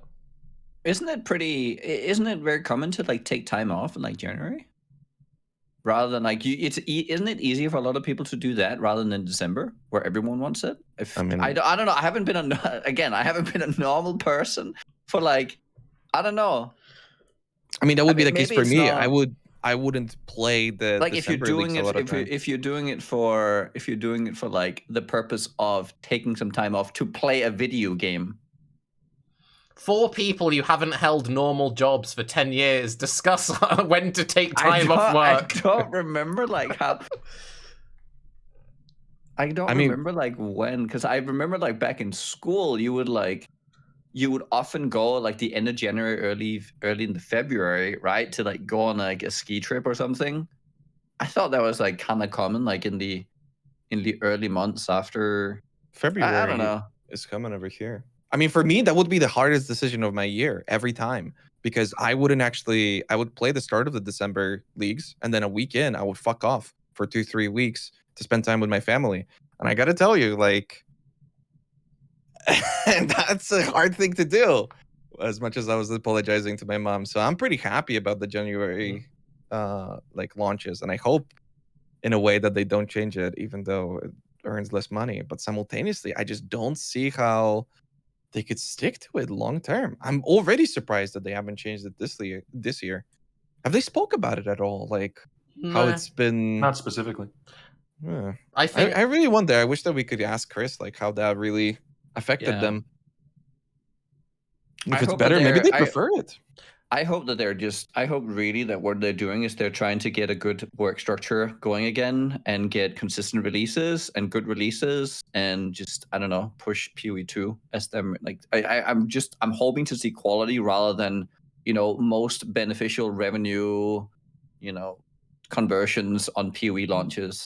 You know, the long term is the most important thing to me for the game. Even with what we've talked about with Scourge and them going a little silent on that front, like I do think that this patch or expansion, or whatever you want to call it, in 3.16 is a good step in that direction. It's a good sign for that sort of thing because they addressed a lot of long-standing problems and they have, you know, they worked on the core game quite a bit and were willing to put out a league mechanic that honestly is a little underwhelming alongside doing that. So I think that's a good sign for the long-term health of the game. We'll see if that trend continues. You know what's also very good for the long-term health of the game? Money. Like making money, that's like really good for making games more and better. On the money thing, we've spoken about, me and Niggy have spoken as well, but I think the most disappointing thing on the money thing was when we last had Chris on, I was grilling Chris about loot boxes. And he's like, we'll get rid of them when legislation happens, but it's like too much of our money to work out about it. Niggy's like, have you got any contingency plans? And Chris is like, that was a what do you mean? Like, yeah. That was spooky, but I don't know. I mean, I just assumed that he like wasn't willing to talk about it, but then saying I don't know on any podcast or like public appearance ever is genuinely considered like a giant mistake. Like, oh, he's being honest. The question, him. You know? It's like you can't not ask it after being like, we know that it's wrong. Well, then what? Yeah. But anyway, to get off this, because you know we could circle jerk for hours about when is the best time of year. Getting back into the actual event discussion. We'll start off with Delve, because that's, you know, just happening in like 2 days or something. Has anyone got any builds planned out for any advice for any would-be beginner racers in the chat? Nope. They're fucking go competition. They can burn. with the Ooh. go where the fossils can take you. You know, can CI work? I feel like CI could be pretty good if you can get it rolling. Like you start out with some hybrid build, and then you can, you get the eye level gear down there. That's not too hard, and it takes care of all the chaos degen. And I don't know if you're good at crafting. How did Pantheon work? There isn't Delph? Pantheon. I can't remember. No Pantheon? Nope. Fuck CI then. No way. I think it think like so, at least. I mean, you'd have to play like a class that Yeah, the burning has ground ailment would mess you up, prevention right? and I have it's pretty to- extreme. Oh, true. Gonna have to think about freeze immunity again. Ooh. No Pantheon's Arctic armor. rough this patch. People always Purity shit of on elements Pantheon, is probably the but hard carry. Purity of yeah, elements I mean, is you great. gotta Yep. do it. Oh, true. Shock No immunity is crafting super important in bench. Delph. So get your res sorted out, get all your resistances and stuff. If I play it, again, it's mostly the Atlas Invasion one I'm hyped for. I think I'm just going to do something with Deadeye and something with Chain, because I've been meaning to do something with Chain for a while. And I feel like that would be good in Delve, because it's lots of small walls. Yeah, you should do steal skills and delete your FPS. Reaper. Deadeye is Oh, actually very interesting in Delve because you have the wall chained. Mm-hmm. I think people don't, because if you don't know, the meta around Delve, especially in softcore for a long time, has been play a Deadeye with Icicle Mine, EK, Ice Shot. I don't know if there's a couple more. I think there's a couple more that people really gravitate towards. But like that's been like a very meta thing. And it's because of how the whole interaction between walls and like it just feeds on itself so much. If you just spam, you can never not get all the wall collisions into the chaining into the right guy. It's really cool. I could see Eye of Winter Deadeye being really good. I'm probably just gonna do something because you get like don't you start with a stupid unique bow? I'm probably just gonna try and force something bows like Ellie Hill. I don't know. Just for the sake. I'll do it if it's fun. I'll keep playing. If not, I'll stop playing after like 2 days. I feel like that's how most people are going to approach Endless Delve. Is like play it for 2 days. If it's cool, keep playing. If not, I played it for 2 days. That was my #1 thing for Delve. I was very surprised that at the first Delve event that it's going to be as long as it was. I think it ended up being like 7 days or maybe even 10 days. And I was very surprised. I thought it's not going to make sense to keep playing. But oddly enough, I found myself to be one of the people that actually played it all the way through. And the reason for that was because as much as, yes, the lack of a stash is really fucking, or the lack of a bench, excuse me, is really fucking annoying. It's really frustrating. Eventually, if you're playing multiple characters, or even 2 like alongside each other, oh my god, it started making so much more sense because it was so difficult for me to find items. And now Delve is a lot more rewarding, but I just couldn't find any items that were like meaningful for my character. But when I was playing 2 characters, I'd find like items that were meant for the other one, and that made a lot more sense for me. So, I mean, I hate to say it, but as far as my advice goes, no lifing is the way. Or maybe not necessarily no lifing, but kind of like splitting yourself across maybe 2 different goals. I could see corrupting Fever Glad, for instance, work really well as well. Sure. Yeah. I mean, the corpse explosions from that, of course, removal, right? So that cleans up the icicle spikes, and you run purity of elements. You get shock Anything immune. with Axe Mastery, because fucking Axe Corpse Mastery removal, is stupid. Yeah.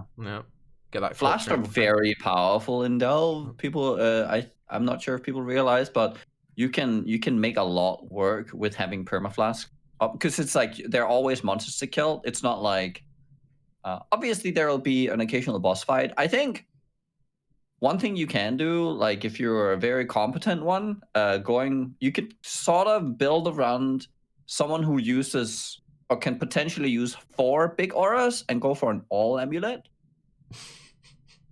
You know, if you're going big boy, I just for the people who want to take it a little further, I think that could really propel them. Because I think the all amulet is probably one of the most like the highest potential rewards of Delve in the current meta. Okay, Where so does just to quickly summarize, sorry, Raiz, now? this is very important. If you're planning on doing the event, you need to run 4 auras, go no life, play multiple characters, and use Purity of Elements. 4 auras, Interesting. 4 characters, and Hey. 4 all amulets. Easy. A couple of changes to Delve as a mechanic that are worth noting that are pretty interesting and have solid ramifications for the Delve event. You can drop cluster jewels from jewelry boxes and jewelry nodes now sometimes. And you can get things like +1 curse fractured on a chess piece, or 10% conversion fractured on a ring, or flammability fractured on a ring. Those will just drop from the fire nodes or the curse nodes now. They're neat. Will Trickster be any good with the new not take damagey node? Yeah. Maybe. No. RF? I'm not sold, but I believe in you, Tarke. I'm not Do playing you guys that shit. know how early all can spawn now? Because I don't even know. Pretty early. But okay, there's big not, question. There's not any cost, right? You can keep running the all, right? Like there's no you can. So Yeah. I wanna like so for the people who want to kill all, by the way, once you learn the mechanics, you can kind of infinitely handle an all. Like you don't need that much DPS. So I ran carries in the BPL, not this one, but the last one, and that meant so my character was not set up for it, but I was doing like what was it, 800 depth with 2-player health. That means double health, and these fights were taking forever. And since soul fight is not a thing, as long as you don't fail the running in between the pillar mechanic, he never really gets dangerous as long as you can survive his melee attack without dying. He doesn't really have that many like dangerous things happening. He's very predictable. So it's a very fun fight to learn. And just anytime you fail that mechanic, log out, try again. Dynamite to make it safe. That's something. And use dynamite. Dynamite does very damage. important. Yeah. Dynamite's kind of everything at a certain floor. I Yeah. found in the last Delve event. Okay, other question then. In chat, just briefly, they're saying they saw it around I level 82, I level 83, so it's like depth 130-ish. Okay. I was shown a few people's Delve what's it called, layouts or whatever, in preparation for this BPL, and there was people who were like sitting at like 300-400, and there were cities everywhere, like every like screen there were cities. So it's fairly like at that level, it seems fairly good to find bosses. What was your question, Raiz? Yeah. Have you guys heard about how you can get timeless jewels to drop outside of the conflict? Some people were saying that they were found timeless jewels off of just like a general the boss. Yeah, they can that's just always drop been a them. thing. Very, very low chance. Yeah. So you But can there's also always get a a timeless chance. jewel. Yeah, because I've never seen that, but I've heard people I've mention never it. seen So it you either. can get timeless I'm jewels. pretty and sure technically. I've had a Karubi jewel drop off a general before. Yeah, they can drop off generals, and there are Legion nodes, and they theoretically could have a general. But I think you're That's my more goal. likely to get one from like a void card that you get from div cards from stack decks or something that happen to drop. No. Like I'm in getting it from theory, a general. yes. In theory. Okay, RF it is then. Thank you, Octavian. You're welcome. Just play enough, right? Oh yeah, there's no one to turn div cards into unless they're putting. No, Lily they in there added too. Lily, right? Because that's the thing. Oh. Does she have the div card functionality? Yeah, Oh. Lily has div cards, and she sells gems. And next league, Prophecy is bye. Lily is our new div card and our gem lady. That's coming this league. Lily getting div card functionality. I thought that was coming next league. I think that already happened. No, Wait, wasn't there like a patch for it or something? I saw somebody post a patch note, so I figured it's either coming. Didn't GGG literally just post this like an hour ago or something? Yeah, Lily has that's div for cards. next league, right? Yeah, Or the now? next league she replaces the Prophecy lady, but I thought the whole point was for this event you can trade div cards with her. Oh, really? Yeah. That would be nice. If you can trade div cards, planning around obliteration is really big, because they're just flooded down there with obliteration cards in Delve. Well, then you would sure. do like KB spell slinger glad would be pretty good or something.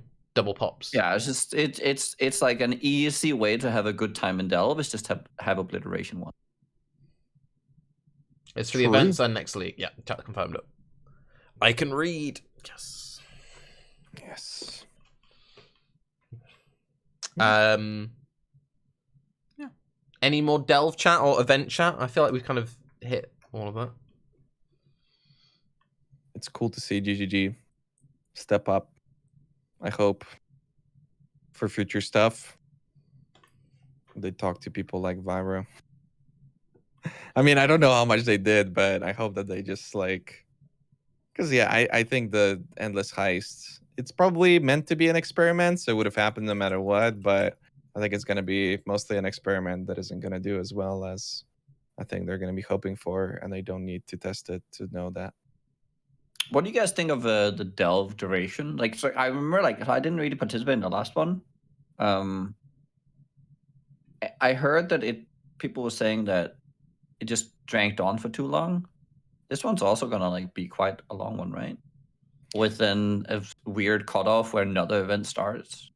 I actually like that the events are overlapping to some degree because I don't know, it allows for more events.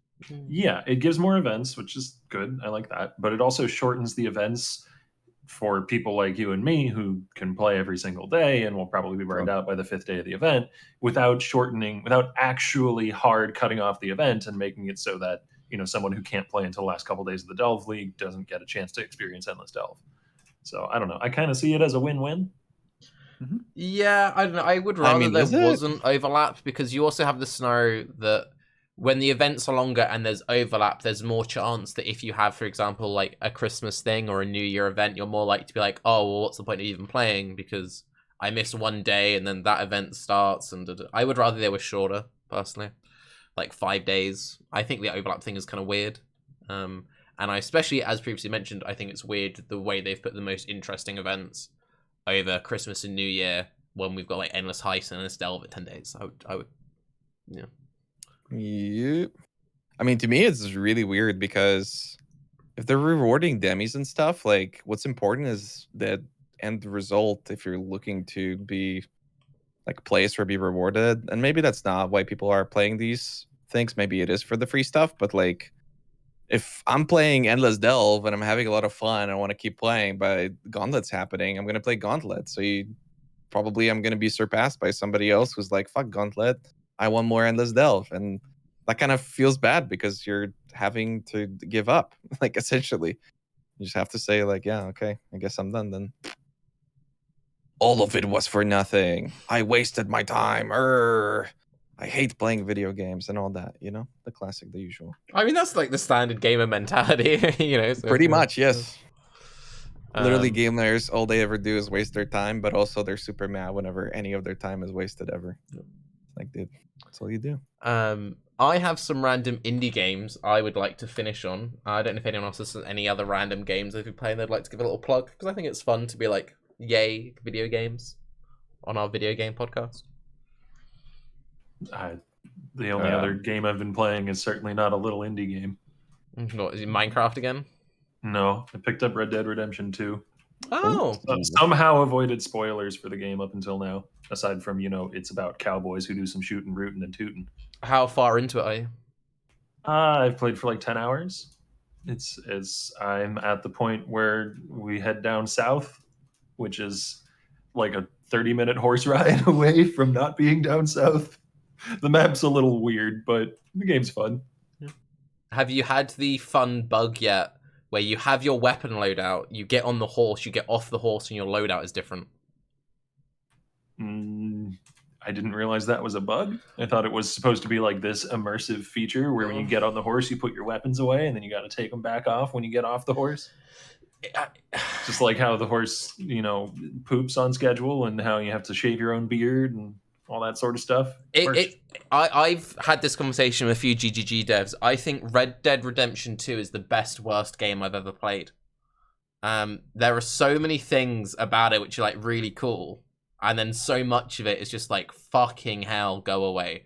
The loadout thing is really obnoxious. The fact that you like you loot everyone in real time. So if you want to like loot a body, you've got to like pick the fucking body, rummage through the pockets, take like 10 seconds to get all the like everything is so arduous. Like you skin the animals when you hunt the animals, so you have that appreciation, but then they fall off the horse and. But like, okay, so you're talking about arduous realism, but the skinning part in particular is not the most realistic thing. When Arthur Morgan grabs a raccoon by its back feet, does that in one smooth motion, and everything comes off clean. He's an expert. He's a goddamn magician. I agree with you, Tarke. GGG devs would be expert on making the best, worst games ever. But I'm glad you're having fun with it. It's an interesting game. I'd be curious to see what your thoughts are on the end of it. Because without spoiling anything, I had a lot of fun with that game. But for me, it was kind of like, you know, when you're playing a game and you're like, I really hope this ends now while I'm still having fun. Have you ever had that with like single player games or anything? Not yet. I'm talking to an ARPG crowd, so you're like, what do you mean games ending? Single player game? I've had that quite a few times where I'm playing like a story-driven RPG, and I'm like, this is really fun, assuming this ends in the next 5 hours, and if it doesn't, this is dragging a bit. But yeah. But then you keep playing because you want to get the end. Yeah, you keep playing, and then you just hope that it ends at that point. Yeah, Ubisoft games. You know, that's a very common complaint with the Assassin's Creed series. But anyway, Niggy or Raiz, have you been playing other random games other than Lost Ark that you would like to recommend to people in the holiday season? Played badminton for the first time in 10 years. Ooh. Badminton? Yeah, badminton, actually. In real life? In real life. Poggers, I did and that I got too. Ciceran to do it with me. Great. Oh, was this too? Yeah. Great. So I can definitely recommend real life games.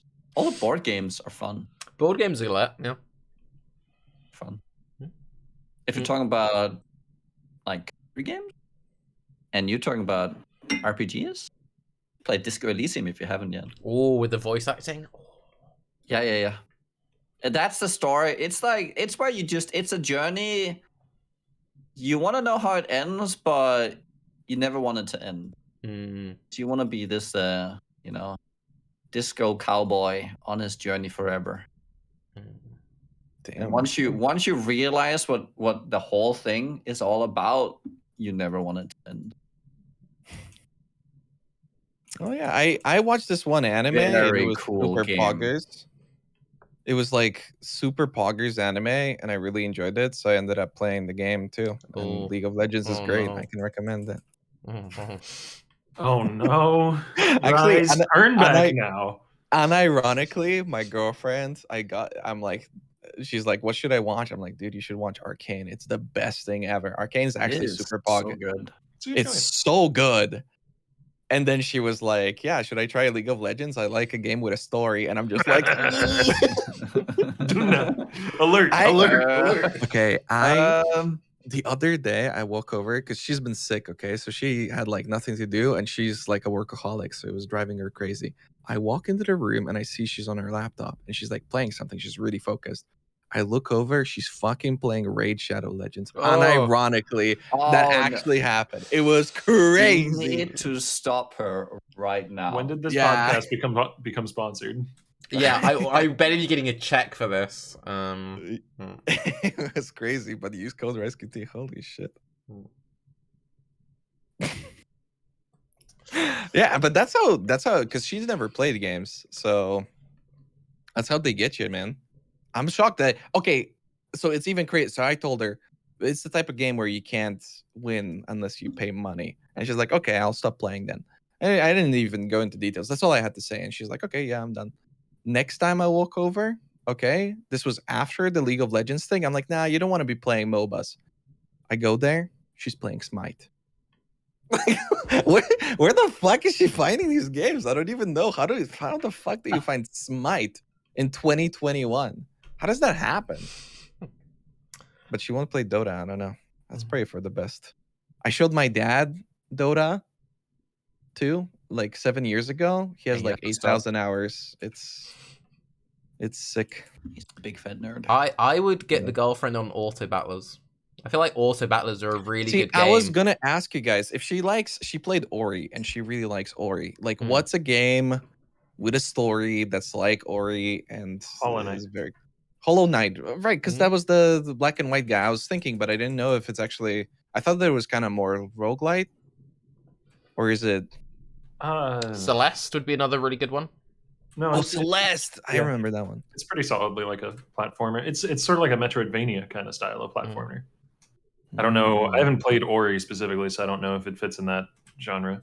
I have to say, I love this guy in chat. He's like, fucking Baldur's Gate. Like, fuck off. Yeah, I saw that too. I'm like, Baldur's Gate, hell yeah, my man.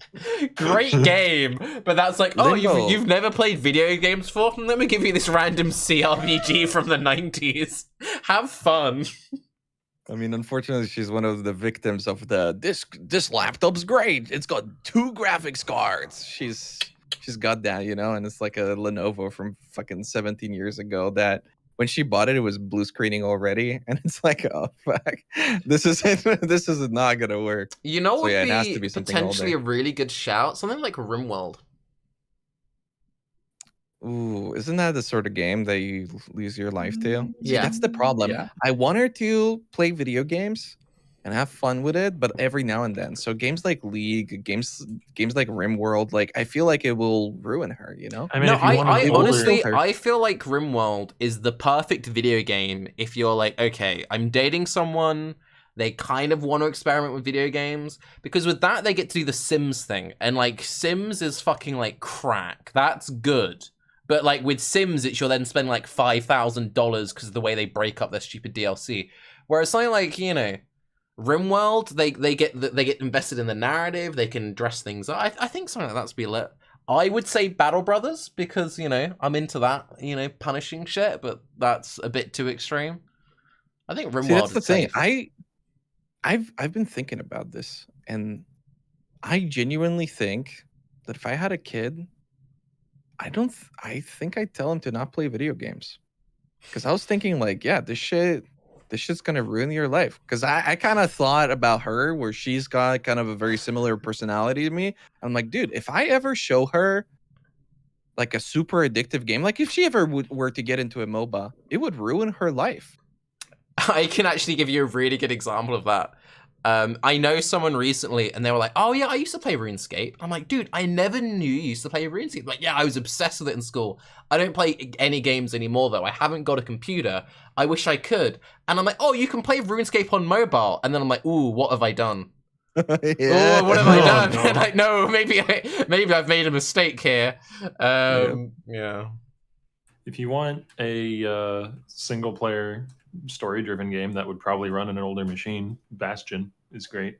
One of the best games of all time, in my opinion. Yeah. Hades probably isn't cool. that demanding from a tech point of view. It'd be a bit difficult, but sure. I feel like roguelikes are a really good like beginner thing because you get that slow progression system. I've been playing Despot's game, which is I was playing a little bit of it before Baeclast today, which is a really cool little auto battler. It's very cute. It's got a nice little art style. I think auto battlers are great because it's one of those things of you don't have that issue of like how do I play, and you get that slow progression thing, and you get the time to take things in. I think one of the biggest issues when I've tried to like introduce like my exes into video games and stuff is they're trying to get into the idea, and then they just get randomly blown up within a frame, and they're like. Whereas when you can see what's happening, that's why I think stuff like RimWorld is a good shout as well, because you can kind of see it. Oh, she's pretty good, I gotta say. She got through. So when we started dating, she was like, "Oh, I played PoE." Like around the start of our relationship, she's like, "Oh yeah, I had some time. I played PoE." She played through the entirety of the campaign of PoE in like 12 hours. And she's never played video games before. And she's just like, yeah, I picked up these like little monsters that were running around and stuff, and she just like got through. What about Darkest Dungeon? Like, what the fuck? Yeah, maybe Darkest Dungeon. She really, yeah, I don't know. It's like I've never read a novel before. How about H.P. Lovecraft? Yeah, she said that she played a little those dark. little flying dudes. But to make it even better, because I didn't know she didn't have a computer. She did it on the Xbox. That's impressive. I thought you were going to say trackpad. Yep.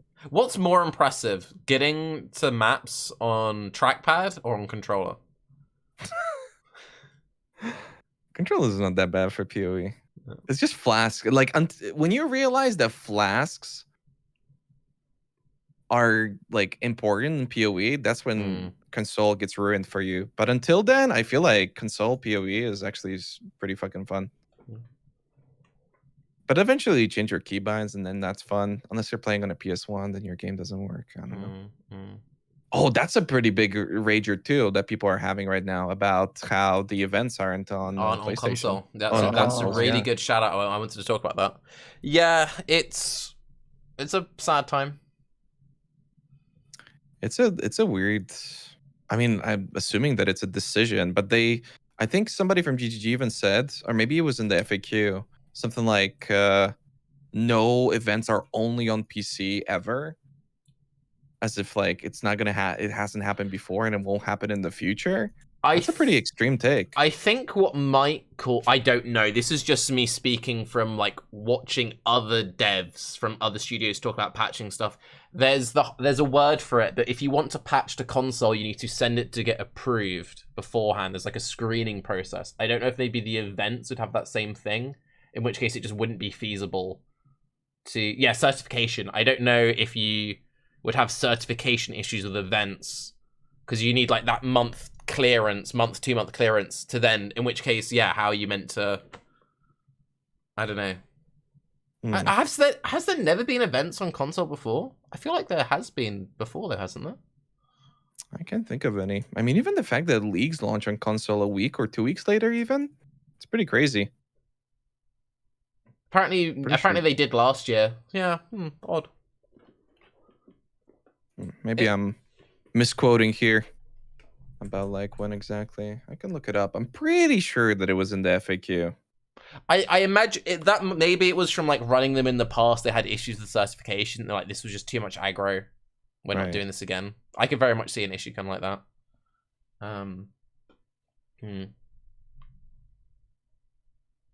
Events are PC only. So I guess I mean, they say events as in like all events are PC only, but they could mean that these events in particular are PC only. That doesn't necessarily mean, to me, that's just like these, not like all events forever and always. Yeah, that kind of what it sounded to me, but now that I read it again, it makes more sense that it's like that. I don't think they're going to run events for console though. Like, I don't know. I think it would be cool because that's kind of like the perfect thing to do events on, in my eyes, but I'm surprised that people are you guys upset at all about the prophecy removal? Because we kind of like touched on it, but we didn't super talk on it. There's a couple of uniques that I'm kind of sad to see go. Yeah, right? Like the oak, like there were some uniques that I was very surprised. Cool. Ephagon's really useful for like fire-based cast on crit on the left side of the tree. You're doing like Inquis or you want to be real spicy and do Chieftain cast on crit. Fox's Fortune was kind of interesting. There was a couple in there. That got a big buff this league with the evasion changes. I don't know. I guess fundamentally I don't really see the benefit of removing them. Because they have a solution to the uniques that they're keeping.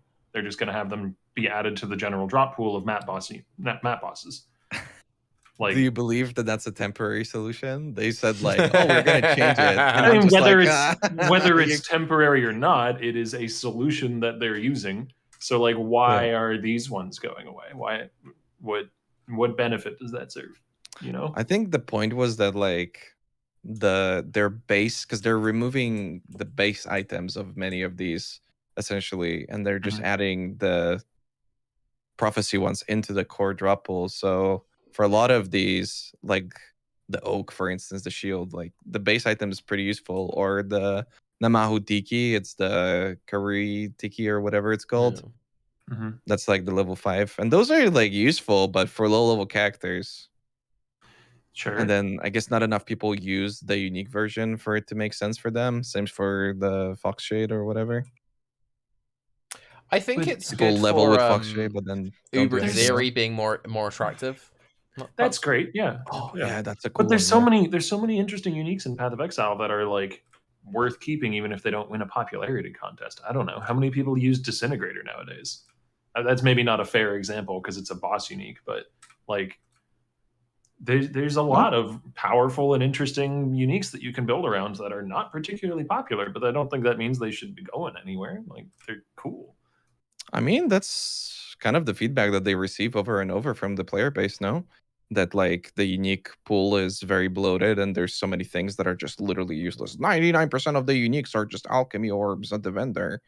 Maybe they took that to heart and this is part of it. Yeah, they are kind of on the whole like chase unique thing. I could kind of see there being a willingness to like trim back some of the bloat, especially as they're now adding a bunch. So I guess I've just played Path of Exile for so long that I've become conditioned to the fact that the majority of uniques that drop are not really all that worthwhile. So it doesn't really bother me that they aren't all that worthwhile anymore. I can certainly see why someone who's newer to Path of Exile and maybe a bit experienced in the ARPG genre in general, seeing uniques, getting excited, and then being very disappointed when it's, you know, an Ephagon, or not an Ephagon, an Ignomon or whatever the unupgraded one is. But like,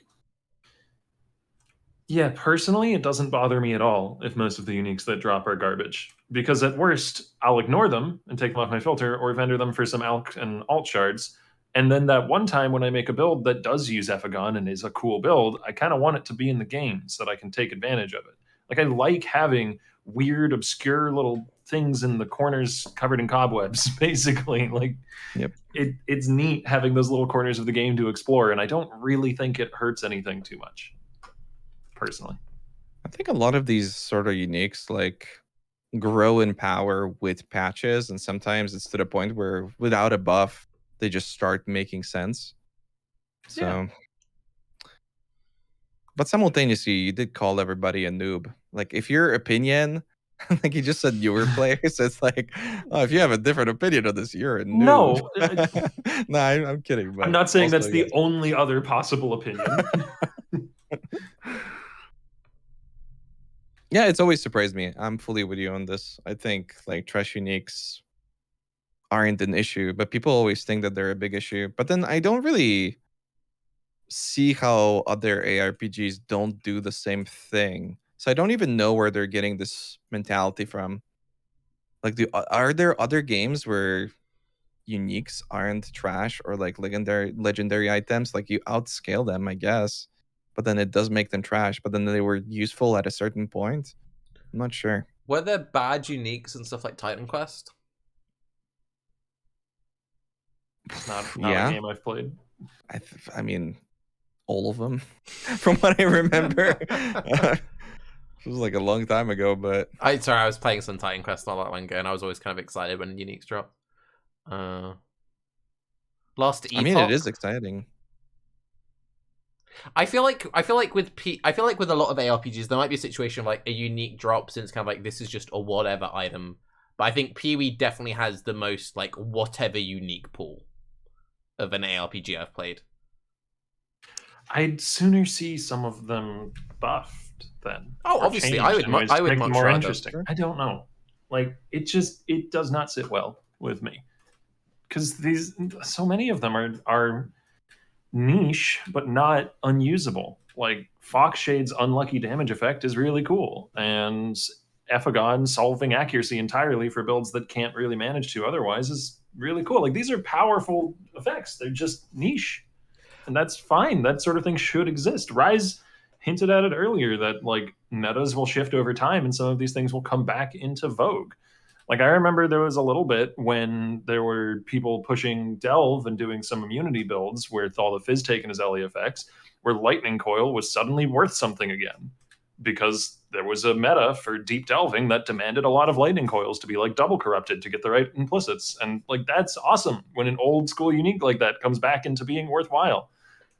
I guess the argument I think the argument is from a point of view of, okay, would you rather take these 20 or however many they've cut and sit down with the team and take the pre-existing flavor and spin them up in something better, or would you rather they just made 5 new interesting uniques? Because it's probably much easier from a design point of view to let them go wild and to have the baggage of the pre-existing idea?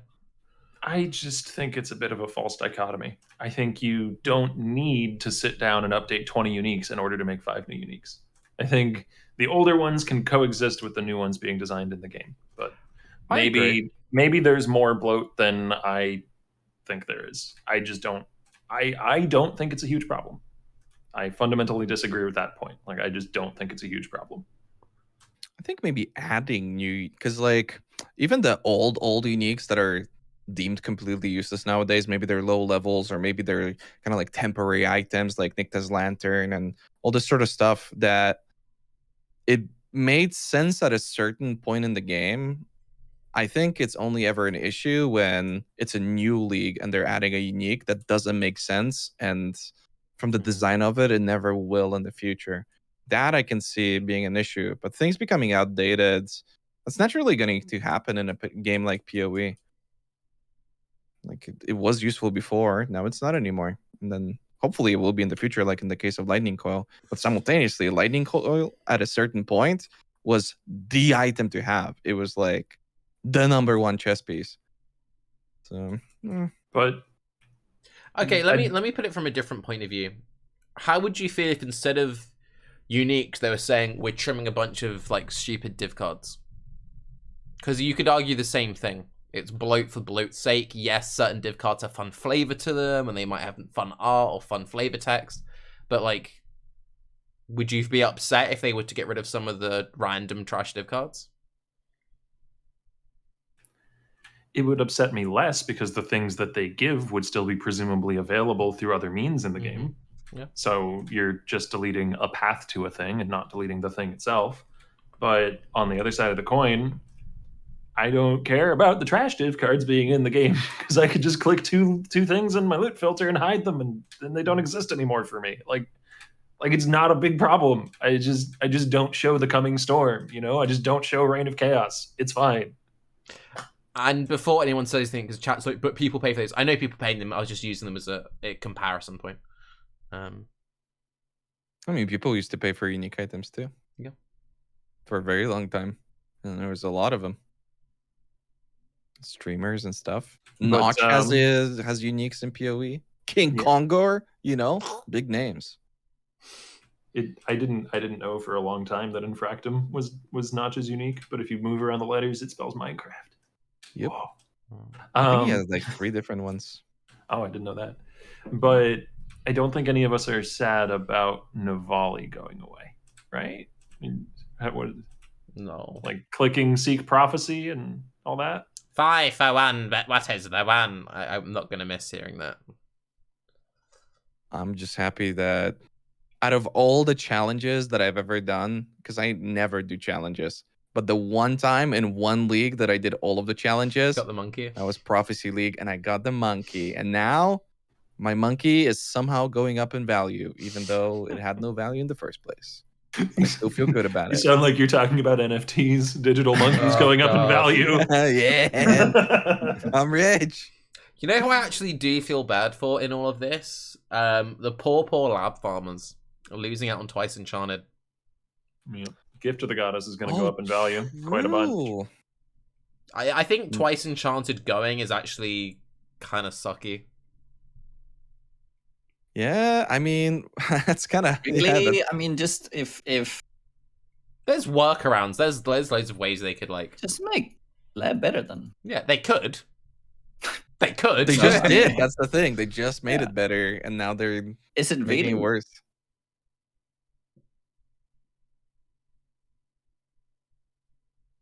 No? Slightly, I guess. No rats. I guess no frogs. I guess it does. Mm-hmm. No vol ones. Like a normal one. Oh yeah, is Tempest in the game in any capacity anymore after this change? Incursion. Oh yeah. Temples. Yeah. I think that's it. Then. Is there a Delve Tempest shot? No, I don't think so.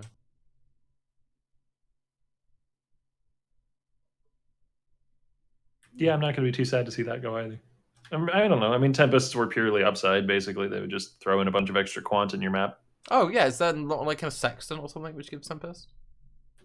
Not that I know of. There used to be, but I don't think it's in the game anymore. Okay. I'm just happy that they're finally pulling the trigger, honestly. Like, whatever league it could have been, even if it would have been like the one that I like the most, finally, after almost 3 years since ExoCon, when they started talking about removing leagues, they're removing a league, you know, they and did it's not Horrendous beyond. last league as well. Now Prophecy, they're doing it. Oh, Finally. yeah. Yeah, and Parandus too. True. I already forgot about Parandus. See, that's how fucking much I don't need it. Okay, this will be our final thing. Then we'll finish up here. Round table. You're cutting a league. What are you cutting, Nugi? Cutting a league? You're getting rid of the next one. Ooh. They're like, Chris texts you. He rings you up. It's 2 a.m. Nugi, we need to kill one more league. Go. I talked about this the other day. I was like, fuck. He's I like, don't know. Nugi, no pressure, but my time is worth a lot. I'm Chris Wilson. Hold on. I need to find the leagues first in PoE. League, because it's like there's probably a league I forgot about, you know, and that's the league you just remove it. Rampage. That's the delirium. You piss everybody off while simultaneously you fix your game. You got to go with the spicy one. Delirium for sure. Everybody's mad, and whoever's not mad is the happiest. I have a sensible answer and a bullshitty answer. My sense. Too many. Wait, you get 2? Too many of the league mechanics have so much collateral damage. You know, you get rid of delirium, you get rid of cluster jewels, you get rid of blight, you get rid of oils and annoyance. Wait, why do you get rid? Like, you don't get rid of it just because.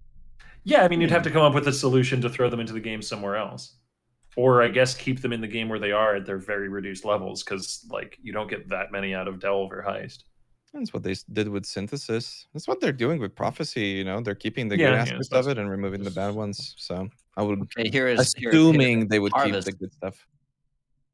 Harvest. I was gonna say that was my sensible one. Damn you, Niggy, you ruined my joke. And then add then actually make crafting good.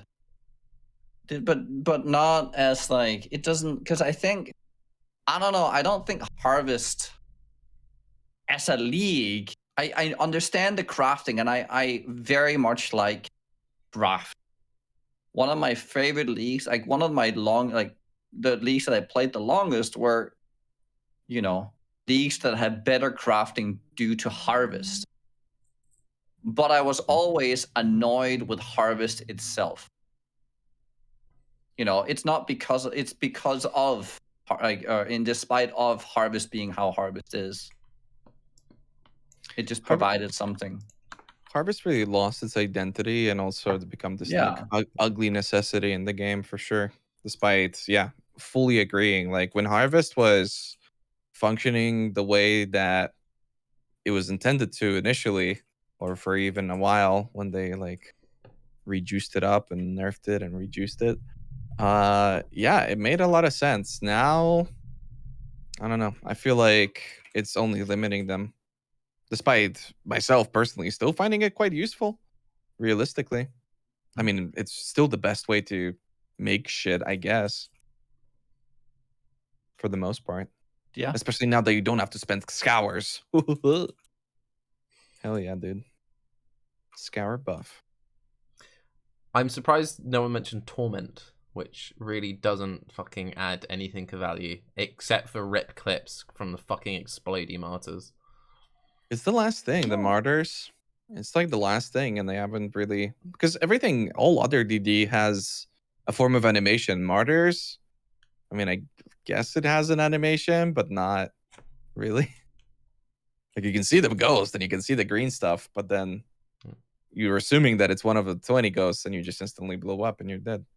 Apparently it's got like a weird mechanic too, where if you dodge against like all of the explosions, or if you block all the explosions instead of like one. So if you haven't taken damage from the first ghost, you're not gonna take damage from like any of the guys affected, is what people were saying anyway. Yeah, it's really weird. But yeah, from forgettable league mechanics for sure. I mean, fuck, even Talisman at this point, I guess. Talisman can go. War Bands doesn't really do much except for being like a random map boss. But Yeah. I mean, Warbands is pretty much gone. no. Yeah. I'm thinking like when you say like remove a league, I generally think about leagues that actually have Something to them. Yeah, things we actively engage with. Like you were engaging with Prophecy. You are engaging with like Bestiary, Abyss, and all these other ones. Fucking Abyss can go. Whoa. I don't know. You guys know what I love about this conversation? How none of you fuckers said Beyond, but when I was like, "Whoa, they're removing Beyond," you guys were like, "Yeah, it makes sense. It makes sense." After we discussed this stuff, I was thinking about it Beyond. No, I don't really care if it goes. No. I can't believe that out of all the leagues at ExoCon, Chris was like, the one league that's gonna go for sure, it's Beyond. What? All this other stuff can go. Beyond can stay. I think it's because they were just really unhappy with like the visuals of it. That's what Chris kind of harped on. He was saying they were going to do like bandits, but red. Yeah. But like, no one fucking enjoys Abyss. I'm sorry. That league. I like liches, but they're the a little bit liches too are cool, easy but at it's this like point. you pop the Abyss, it goes the wrong fucking way, and walking over it. You then get the one Abyss that just goes around the whole map, and you're like, they did break it at a certain point. Like, yeah, they broke the targeting of the abysses, and then it feels like they never fixed it. Where sometimes it would just like do a circle around the entire map because it's trying to get around something. It's pretty brutal. Because that used to never happen in Abyss League. I don't remember that happening, and then at a certain point it started, and it's just fucking annoying. It's just I don't mind it too much. It's just when you get that random Abyss which just doesn't know when to end, and you're just chasing it forever.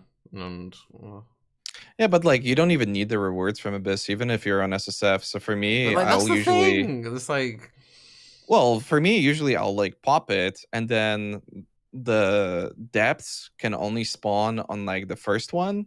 So if it keeps going after the first opening, I just leave it. Well, then exactly, that's my whole point. It's just like, I like the Abyss. I like the Lich. Then I feel like it should just be the depth. The Abyss depth, and you just enter, and you have a Lich every time. Yeah, I could get with that. But I think they'd rather just remove the whole thing. Yeah, they could remove the whole thing, but it's just I always found it such a weird league mechanic where it's like you pop the thing, you chase it around for like a minute, then you either just get like a single jewel, or you maybe high roll into a cave, and then you have to roll to either get a belt or high roll to get a boss, and half the boss table is trash, and it's just I don't know. I always thought that was just such a weird, like it was a very GGG league, you know. I mean, Darkness and Thrones is OP. The that is boots are pretty cool. The gloves used to be super good. Now they're still kind of good. There's less sources of like Intimidate and whatnot. The chess piece is still super useful for certain setups. Helm is pretty dead now, isn't it? Yeah, Light Poacher was like the item, and then they kept annihilating it. So, I don't know. I love Abyss, it turns out. Turns out, all along, I loved Abyss. Keep it forever, please. And on that note, I'd like to thank everyone for watching Baeclast. We'll maybe be back at some point. If not, we'll be back when Chris Wilson's next on. Is that it? Goodbye forever. Goodbye. Goodbye forever. We'll be just gotta keep them on their toes, you know. We'll do one. We'll do another one. We'll definitely do one for 317, for sure. But you know, well, for sure. Yeah, for sure. Sure. Yeah. There was no Chris Wilson this league. No. Like none at all. And you even said that it's probably gonna happen, and then it didn't. Oh, they told me it was gonna happen. You prematurely. I wasn't even the one who said it. Ziggy was the one who said it. Really? Yeah. I never announced that shit because is that why you kicked him off the podcast? Yeah, it's not that Ziggy was like, dude, I've only played Age of Empire. Quickly, chat. Gonna make up some shit about how Ziggy ghosted him. Quickly, chat. This could have been an Age of Empires podcast. I was all for Ziggy coming on and just talk about Age of Empires. So he's like, no, they want to hear about PoE. Little does he know, I am perfectly fine doing these podcasts and never talking about PoE. Wait, we could have not talked about PoE? Yeah. I mean, we opened on last Epoch. We then spent like 15 minutes recommending random video games to Raiz's girlfriend. True. Mm-hmm. Yeah, Limbo and Hollow Knight, I think. Yo, she could play TFT if she's into auto battler. And, you know, the atmosphere of Arcane. I feel like, yeah, because she wants the story, right? So I feel like... I mean, you can very much, like, you see all the characters, you know? Like, whenever Jinx posts, like, oh, it's Jinx! Apparently the new League of Legends RPG is really good. It's like a single-player turn-based RPG. I've only heard good things about it. What's it called? I don't know. Ruined King. There you go. Ruined King. Wait, it is a literal RPG, or is it an ARPG? It's a turn-based RPG. Oh, turn-based? Because I think I watched a little bit of JP playing it, but I didn't see any combat. It's an RPG, not an ARPG. There's no action. Right? I know. Actionless video games. Oh my god, lol. Do you guys ever play those? What? The RPGs where you just kind of like, you just walk around and do things, and there's never anything happening other than some random story progressing? Yeah, I think they're great. PoE. I haven't played it yet, but I bought Black Book, which came out in the last like month or two, and it's like a Slavic. You might appreciate it, Raiz. It's like a. What's that supposed to mean? Fucker? No, it's a single. It's like a single player, like 15-hour long, Slavic RPG, kind of like The Witcher sort of thing, but just based purely on just like the folklore. And like a CRPG or like what kind of RPG? It's like turn-based RPG, lots of dialogue, a little bit of card battling. There's very simple combat. Okay.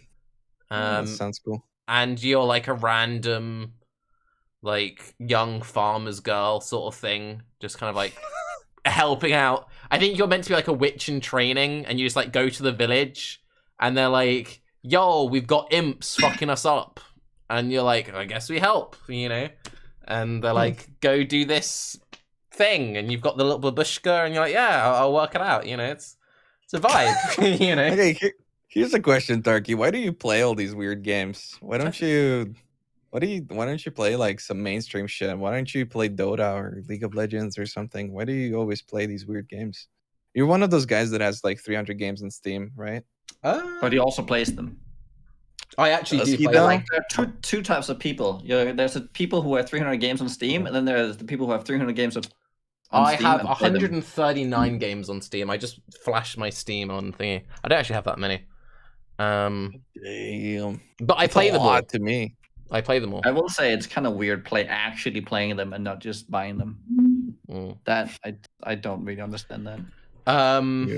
No, what I used to do is I grew up with very typical like PlayStation, Xbox playing like, you know, the Call of Duties or the Halos or whatever. Not very typical here, dude. Nobody had consoles here. But like, okay, but like for you know, Western UK American audience, pretty like standard console thing, whatever. Mostly buying just random pre-owned games based on the box art. And then I got really into RuneScape, and that was literally the only game I played. Like, the only game I played. I didn't play anything else. Then I got into WoW. I only played WoW. Didn't play anything else for years and years and years and years and years. Then I got really into PoE. Didn't play anything for years. And it's been in the last, like, 3 or 4 years that I've kind of been... It's as I've taken streaming less seriously, and I've been less obsessed with, like, oh, I must have numbers. I must do-da-da. That I've just been like... What's a fun video game? And then I look into, you know, indies. I see what people are recommending. And yeah, I would much rather support, you know, 3 random dudes or like a random solo dev and give him like, you know, $5 for his video game and play it for 10, 15 hours and be like, oh, that was a unique experience.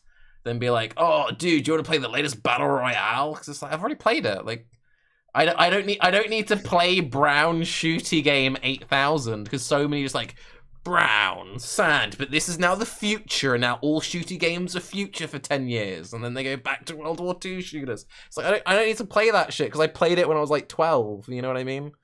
So yeah. I mean, you did describe them as interesting. I don't know.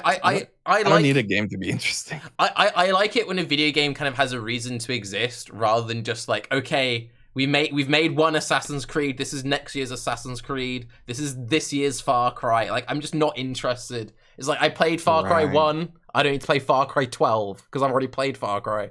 You know, I don't need to play Assassin's Creed 52 because I already played the first one. Yeah. What if you really like it though? I mean, those games. Isn't it like Uncharted and Assassin's Creed that they just keep making new ones and people are like, it's the same thing or worse? Pretty much. God, that Assassin's Creed movie. I watched it the other day. Oh, that's Holy terrible. moly. What the fuck happened there? How could what? Pretty much the opposite of what happened with Arcane. Assassin's Creed does have some nice music though. I hear that the game is good, but I was playing Prototype when everybody was playing Assassin's Creed. The first few were really good. The first few were good, but yeah. Also, I think this is another thing which will answer your question, Raiz. Less so now that there's like auto battlers are really hot and like car games at the moment. I generally prefer video games which are more like planning based than like super twitchy. So even though like I used to play stuff like Halo and have fun with it, the main reason why I actually enjoyed Halo as a kid is it had a long time to kill, whereas most shooters have a very short time to kill. So it's like I play Path of Building now, so I enjoy playing all the old RPGs, like CRPGs. I've been having a lot of fun with auto battlers, a lot of roguelikes. But like we're getting okay. No. I was about to say we should. No, Tarke goes ahead. I don't enjoy platformers. It's just it's not anything I've ever enjoyed. So stuff like, even though I know that Celeste is an amazing game, it's just not my vibe. Go on, Octavian. I was just gonna say we're getting older without actually saying that we're getting older.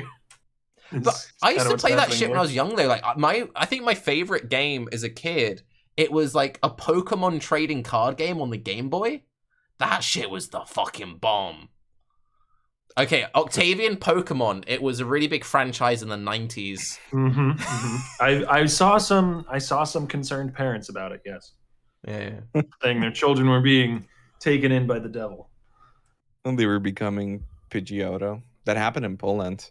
Some kid jumped off the balcony screaming that he's Pidgeotto. Oh God. He died. And then they banned all cards from our schools and stuff. It really sucked. Like Pokemon cards. This is the worst day of my life. Was it like Magic? I played that one. Yeah. Pokemon cards were really cool.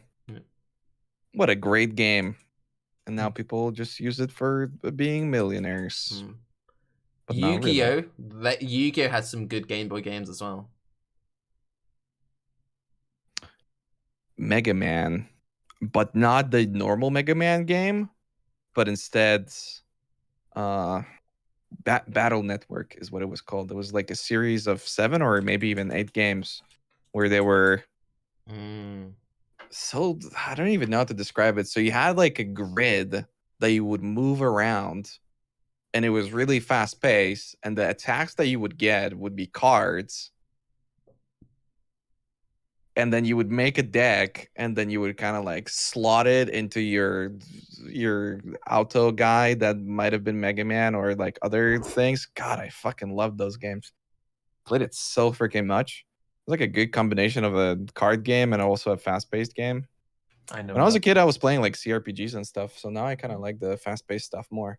Like I hate the speed of PoE, but then like the speed of Lost Ark, for instance, I fucking love that shit. Even though it's not speedy, but it's like speedy in a heavy way. I don't know, like meaningful. Yes, pretty cool. I think like that's... you need. Oh, go on, sorry. It's like, I mean, when you make it so that there is balance between monster attack and your movement, it becomes meaningful what you do. Yep. But it's like hard to have in PoE for good reason. Like you want to have people able to kind of do what they want with their characters to either be fast or slow, tanky or squishy, and all that. You know. Yeah, it's interesting what PoE's become and how much because I don't think GGG, like I know I didn't realize like what happened in the last patch. Not this patch, but like the patch before. how much the audience of PoE has shifted into this like super speedy. Like I knew that it shifted, but man, it seemed like unanimous almost that everybody wants this like new game, and GGG is really failing by giving them this old game now that their audience is fully shifted. It was pretty. You got to keep in mind, Raiz, we don't reflect the average player, which is why you need to bring Empyrean and Grimro on to talk to Chris Wilson to reflect the average person playing PoE. True. I'm just gonna play some Dan builds so I can relate. You know, just some super relatable experiences. I was gonna say though, because you were talking about you used to play older CRPGs. I think another reason why I play a lot of these weird games, you call them, Raiz, is because I'm now not 4. When I go back and play old games, I appreciate them a lot more. Whereas like back then, I would play them and I'd just be like, oh, it's cool because I'm like, it's a video game. But now I'll go back and I'll be like, oh, it's like I got really into Titan Quest for a while, and so much of that I really appreciated. Because it's so interesting that you say that. Oh, sorry. Continue. No, that was it. Because for me, I hated Titan Quest. I was like, what the fuck? I can play Diablo right now, and I'm playing Titan Quest. This game sucks. But then I bought the anniversary edition or whatever with like when the expansion came out for Titan Quest a couple years back.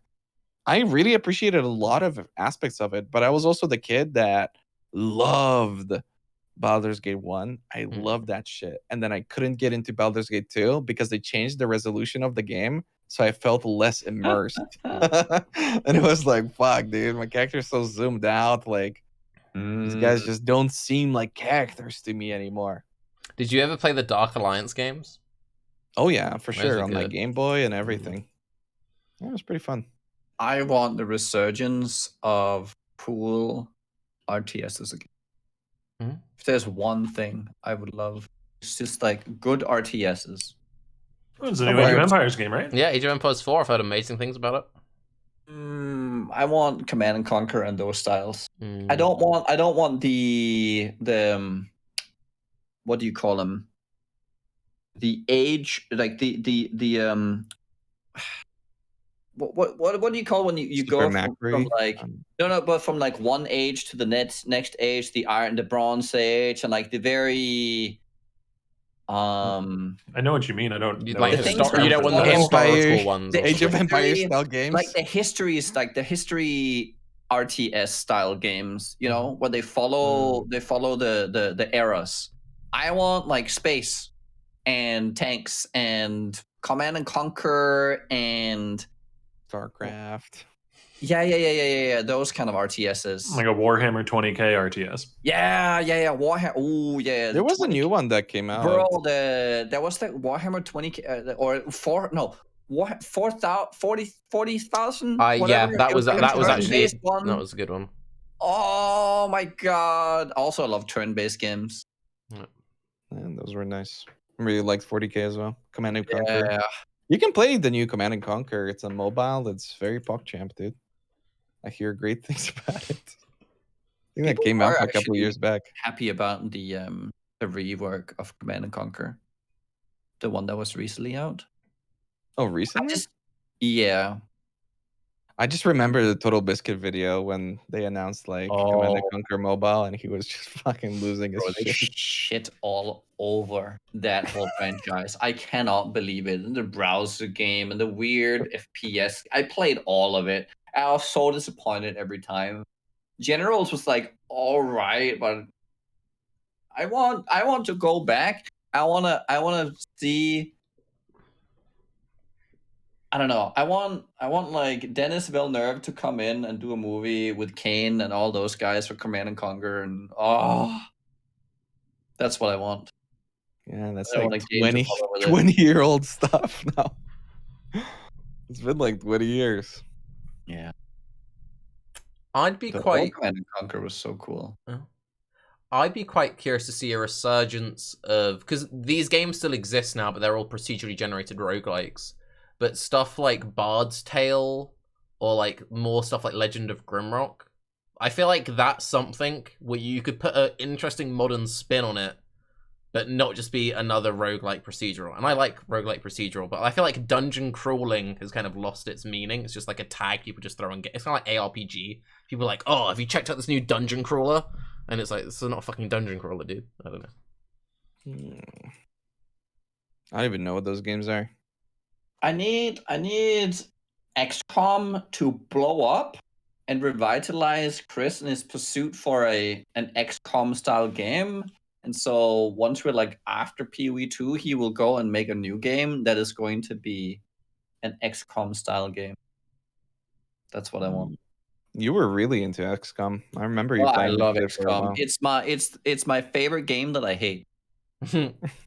You should definitely play Battle Brothers, man.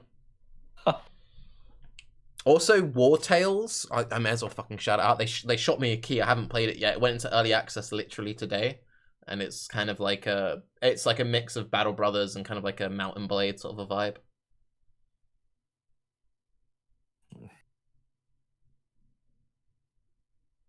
There's also Darkest Dungeon 2, which I've heard mixed things about because that's got mixed. Yeah, a lot of like old school Darkest Dungeon players don't like that it's gone like too Slay the Spire-y. They think it's shifted too much. Some people are like, oh, it's just better, but yeah, a lot of like die-hard Darkest Dungeon players like, nah. I really like Darkest Dungeon was a very cool setup. Like the way it originally played. So if they made it more roguelike, I would kind of be a little upset if it's just like, I like that it wasn't just, you know, like you crawl upwards all the time. That it's like, I don't know. The slight intuitiveness of it, I really liked about Darkest Dungeon. So again, keep in mind, I haven't played Darkest Dungeon 2 yet. I've just watched a fair bit of coverage of it. You no longer have like a mana that you're managing, so all of that is gone. Instead, now it's more kind of like a Slay the Spire sort of thing, and when you go on a run, you need to manage the relationships of your crew. So it's kind of like they'll build up resentments or trust with the people they're partying with. So you still have the stress and everything, but it's kind of like, oh, I'm stressed, and also you fucked up that last time, so I hate you, you're a prick. And then it's kind of like, so you're trying to like keep everyone kind of like, we're a strong adventuring gang. Yeah. It's like betrayal. It's got Ash. Okay, again, Octavian, I apologize for this. So Pokemon was a franchise in the 90s, and Ash Ketchum, he was the main guy, and he had this Pokemon. It's called Charizard. It's like a big lizard thing. Yes, and Charizard. I know about the fire dragon. No, it's fine, Octavian. It's fine. So Charizard, sometimes he was a bit rebellious, and he wouldn't always do what Ash wanted him to do.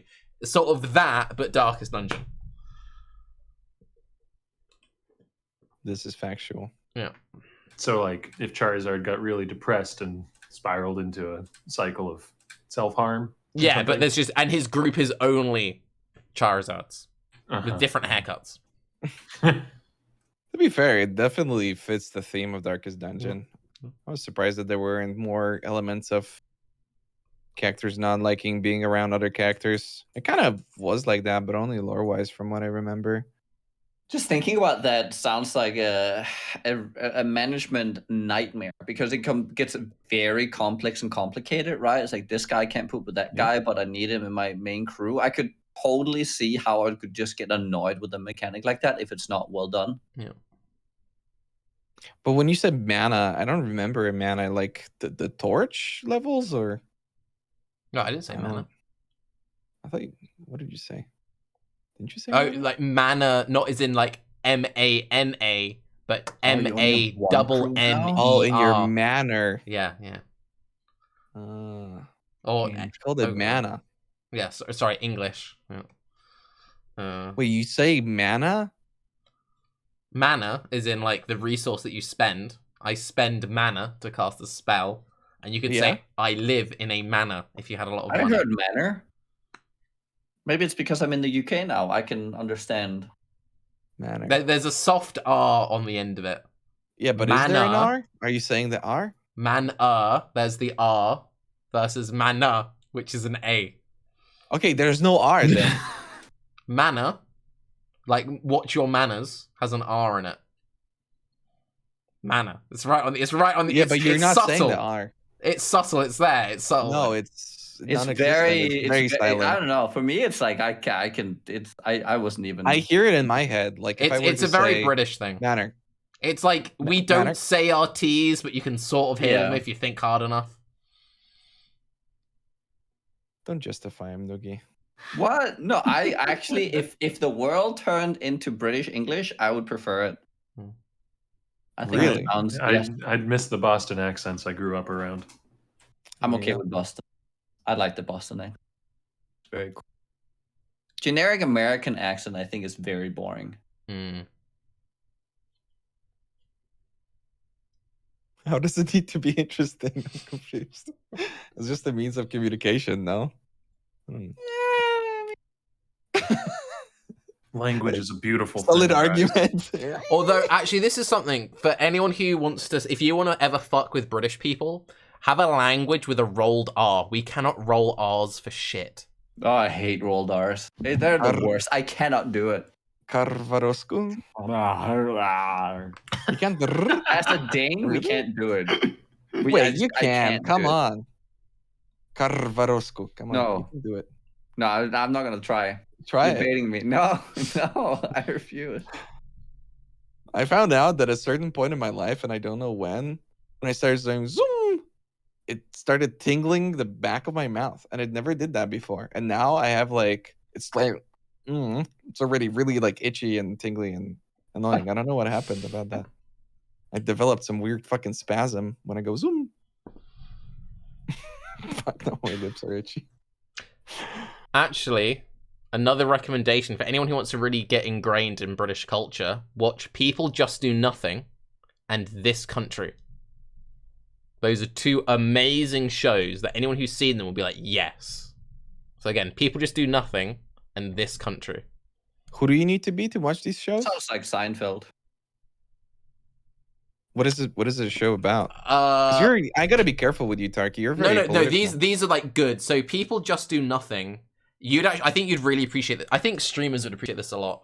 Okay. It's a bunch of people who live on an estate who do pirate radio, which used to be a big thing in the UK, where you would have illegal radio stations on the top of estates, and they're a bunch of grime artists, and like the main character is called MC Grinder, and it's a bunch of these absolute idiots running a pirate radio station, and they're just complete idiots.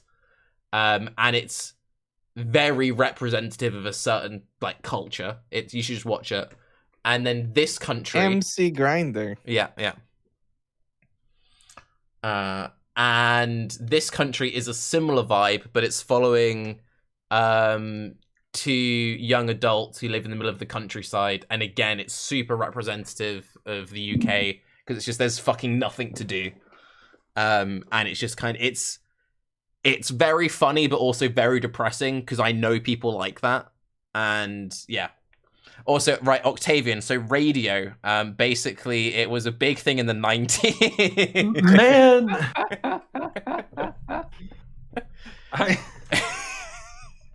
I've done like little bits of work on the radio before. You son of a gun. What was your guys' favorite thing that you've seen, like watched this year? This year? Yeah, just from 2021. I think for me, it's Bo Burnham's Inside. That was good. I think it's my favorite thing. That was good, yeah. It helps that I remember watching his YouTube videos when I was like 14.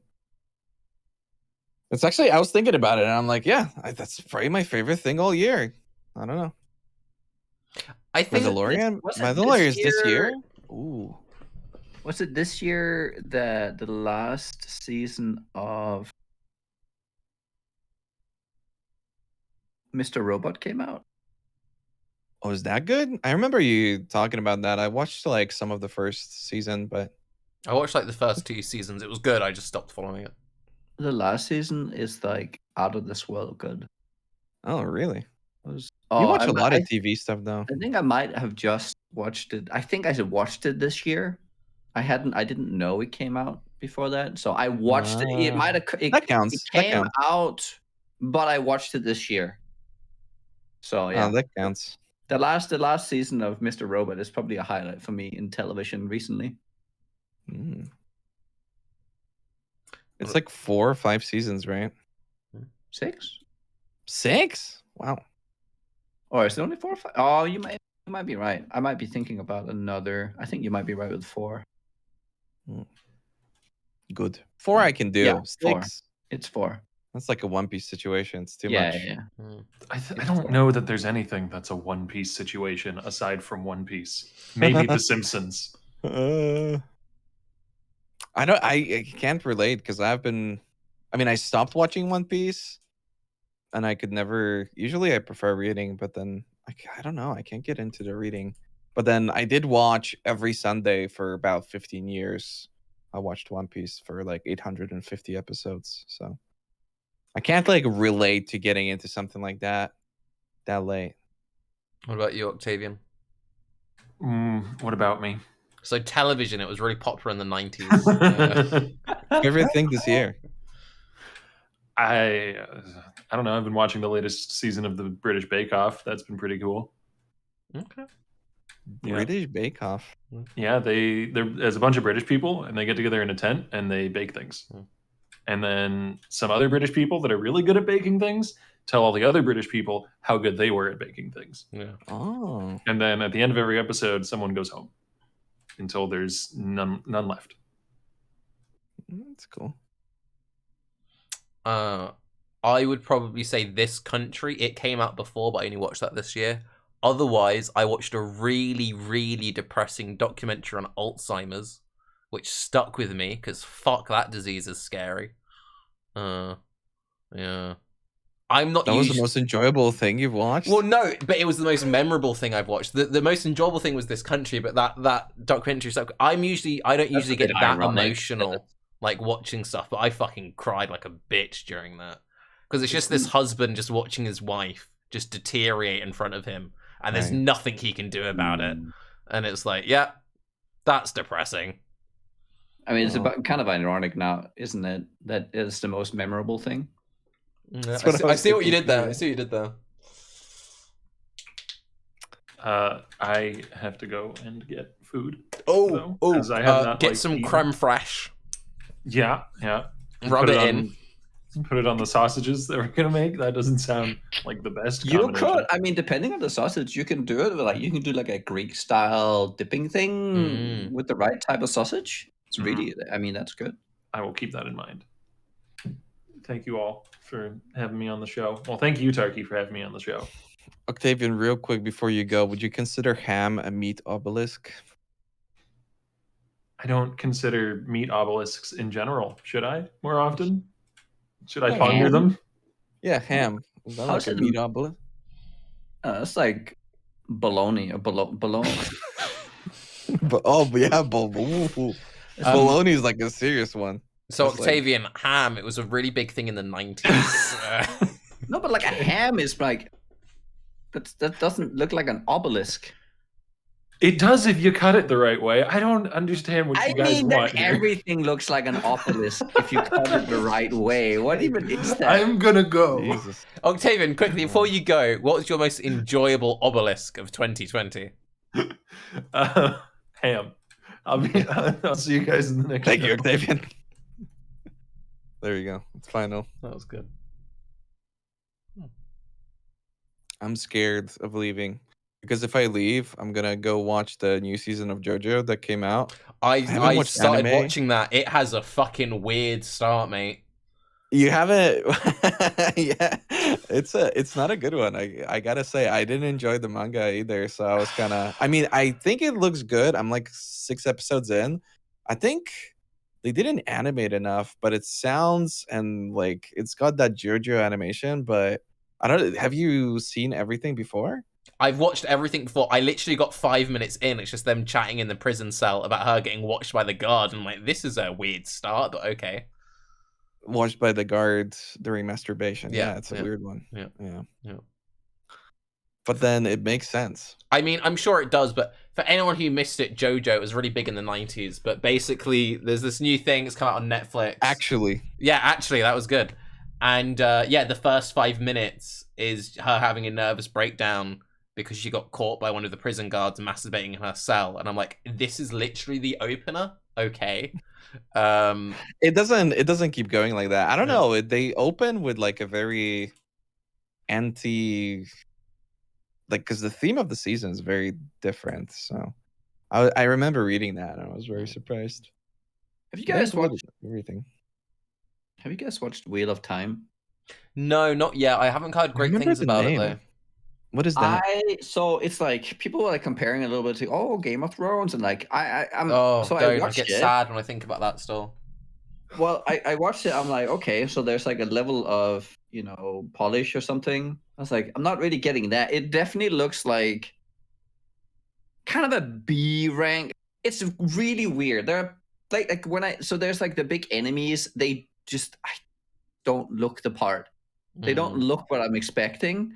The story seems really interesting, and then they start speaking. Oh, it is like between Cena and Game of Thrones. Yes, It has all the Xena moments in terms of the feel of it as a show.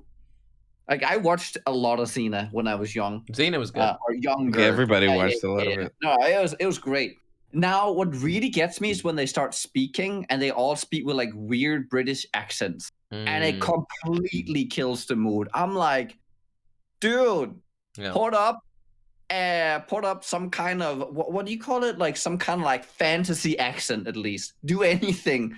I don't want to. You can't sound like someone like from around the corner when I go into a store. It just doesn't work for me. I get really thrown. It's a big problem because there's now this whole like trendy modern fantasy. Before it used to be just stereotypical like sort of posh-ish Middle English, but now it's my mate I went to school with, and it's like I wish that. Like this is so fucked. The mate and stuff in a fan. It kills me. I can't have it. It throws me off so much. Yeah, the books are good. It sounds odd. The books are good. It's with all of those things. It's like, oh, this was a really good book series. You know what was fucking awful? That I didn't watch it. I heard it was being made, got excited, and then proceeded to try and delete it from my memory. I think it was Sky. They made like an edgy version of Terry Pratchett's Guards. That was an edgy version. It was really cringe. Like really, really, like you just watch the trailer for it. It's like they completely it's kind of like they tried to do Guards, but then made the main character Jack Sparrow. Okay. Yeah. It was like a fitting of the world as well. Yeah. Makes sense. Crappa. Oh, you know what I did watch? Alice in Borderland. We talked about Squid Game before. Oh, did you like that? I kind of liked it. Yeah, the Squid Game was like, yeah, it's fine. I like Alice in Borderland more. Yeah, I heard about that. I've been hearing about it, and then people recommended it, and some people said that it's like a terrible Squid Game, and some people said that it's an amazing Squid Game. And I gotta say, I prefer it was first, and I like it more. I'm guessing you didn't watch it with the dub, right? One? What's up? Is it another Korean? No, it's a Japanese sci-fi. It's Japanese, yeah. You didn't watch it dubbed though, right? You watched it subbed. Yeah. The dub is awful. I tried watching it. I don't watch anything though. I tried watching it with the dub, and I'm like, no, I can't watch this. I don't even like Korean, and I can't do the dubs. I can't play with voice lines in Lost Ark either. I can't do the Russian dub. It kills me. It's exhausting. The Russian dub is exhausting. The Korean dub was like still handleable, but it would bother me. But then, the Russian one. I mean, I am on a different headset. Dub? Excuse me. Sorry, the Korean version. I don't know why I said dub. I haven't heard the Japanese. Is there a Japanese dub? I mean, I would imagine if they released it in the region. Maybe I should play that. I don't know. What was very confusing, Ghost of Tsushima, which was one of my favorite games when it came out that year, that was really confusing because it was set in Japan, awesome game, great visuals, everything's lit. All of the cinematics were shot with English voiceover. So technically the dub was the Japanese. So if you played it with Japanese, with English subtitles, the mouths would be moving to English. It was fucked. They ended up patching it because they had some like fancy tech where they managed to like redo the lip sync, which fixed it. But yeah, that was very odd. Huh. Isn't Castlevania Japanese or the Netflix series? I don't know, but I watched it. So. I watched it in English. It was pretty good. Like the original one? No, the one on Netflix. Well, all of the seasons. I can't remember. No, I don't think so. Is it? Did you watch the Witcher It's very good. anime? Yeah. I haven't watched that. The I've been movie. considering it. I've seen it being available. It's I don't know. It's worth just throwing on, like if you just want something to watch. But for me, it was very much like Castlevania Light. Okay. It didn't, because I'm pretty sure it was the same studio that made it, and it's kind of. I watched like the first 15 minutes and I fell asleep. Yeah. But I thought it looked great, but then I'm old. It like the art style's beautiful. Like the art style was great, has some really good moments. But I was watching it just like this is just like a worse version of Castlevania. A worse version of Castlevania. Yeah. I remember you like referring to it on Twitter. Mm. There's some like meme, and I was like, oh, maybe I should watch it. Yeah. I guess I'll watch it. Did I miss Baeclast? To be honest, I don't think you missed much. More or less what we're doing right now. But no, we'll have it up on YouTube later. We had some serious discussion, and then we've kind of gone around the houses a bit. Yeah, but I worry about leaving because I don't know if I want to watch the rest of JoJo. It's so weird that they released an entire season, but then I don't like the best. Somebody in my chat summarized it best. The best part about Stone Ocean is the fact that part 7 is next, which is like everybody's favorite JoJo. But my favorite JoJo, the OG, Diamond is Unbreakable, dude. Diamond is Unbreakable is PogChamp. That was good. If you want a fucking cringe experience, watch the fucking Resident Evil anime that came out. That was fucking bad. Oh, really? That is genuinely one of the worst things I've ever seen. I watched it, and I was watching it all the way through, like, how the fuck did this get made? Like, even for, like, a Resident Evil, it was bad. It's a Resident Evil. I remember watching it as a kid, and then they kept releasing stuff, and I would just, like, watch it every now and then. My God, by, like, movie 7 or something, it got fucking real weird. Woo! Pretty crazy. I wish that they did what they did with the games, where it's kind of like in the same world, but it's not like the same stuff. Yeah. How about the Cowboy Bebop? Have you guys watched that? Don't. Oh, is it? Don't. Is it really that great? I'm refusing to. I'm refusing to watch it. I've seen a few clips. Oh, you haven't seen it? Okay. Because you're saying it's fine. No, it's terrible. But no, it's not. The reason why I refuse to watch it because you've watched. I haven't watched the original. Oh, okay. So as a standalone show, it's fine.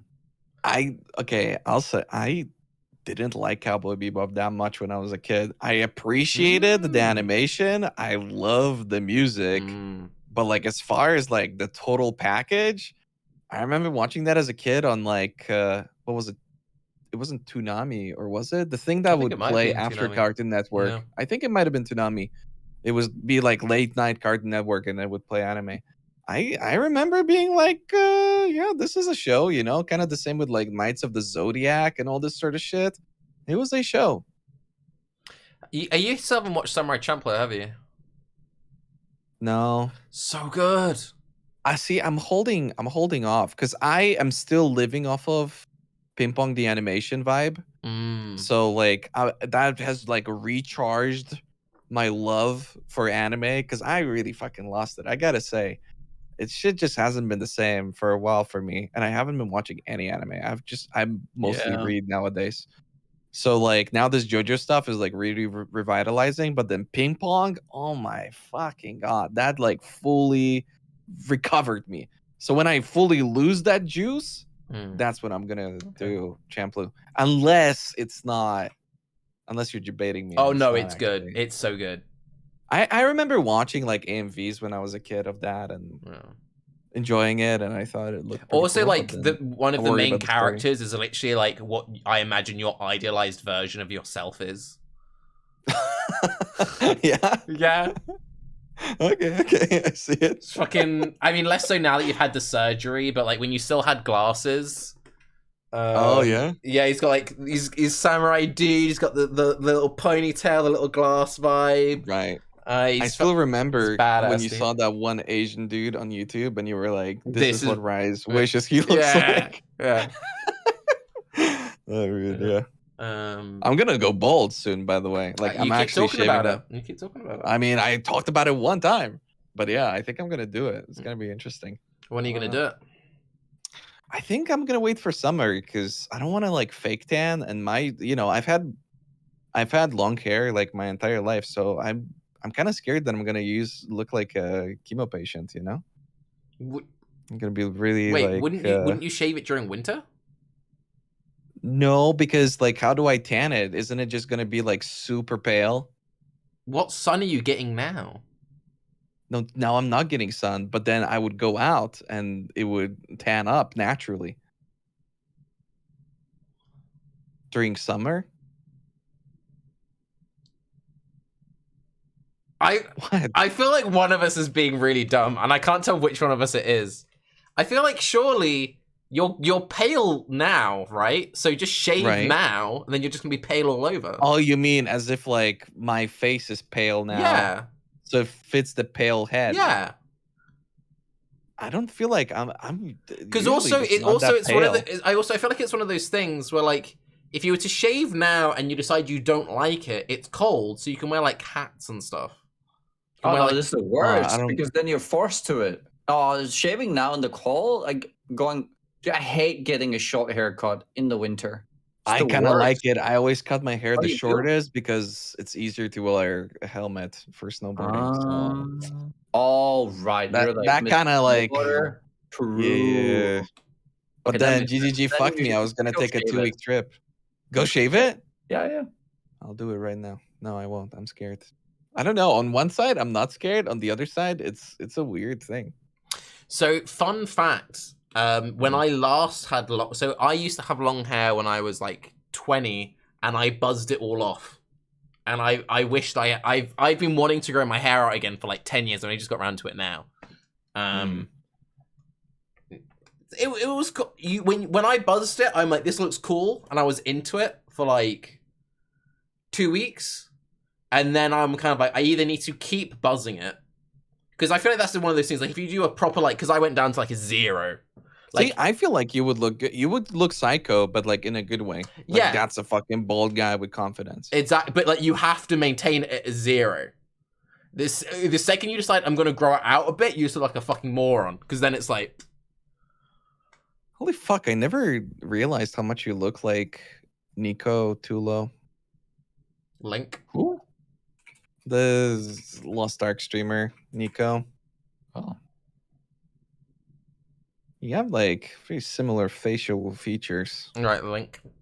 I'm curious because most of the time when people like you look like a person, it's just another pale dude with the same haircut. You don't like look like him, but then you kind of like remind me of him. Okay, you're equally delusional about being good at video games too. So. I don't think I've ever claimed to be good at video games. That's the funniest part. The people always think that people think that I think I'm hot shit when I'm like casual as fuck. And I'm like, I know I'm casual as fuck. Yeah, that's very true. Very casual. Yeah. Let's look at this guy. I don't really like the bags under eyes. I mean, he's got a black and white camera. Is he British as well? I'm guessing. You have glasses, I mean, the camera angle is obviously different, but I'm feeling it. Similar chin action. See, I have the eyebrows. I remember when Tarke asked me if I do my eyebrows at ExileCon. It was interesting. Why did you think that I do my eyebrows? Because they were so magnificent. No, I think you said like, ooh, because you've got a little bit like you took too much off over here. I think that's what you said. I think the reason why I asked is because you just done like a fresh shave and everything. Like you've done a fade.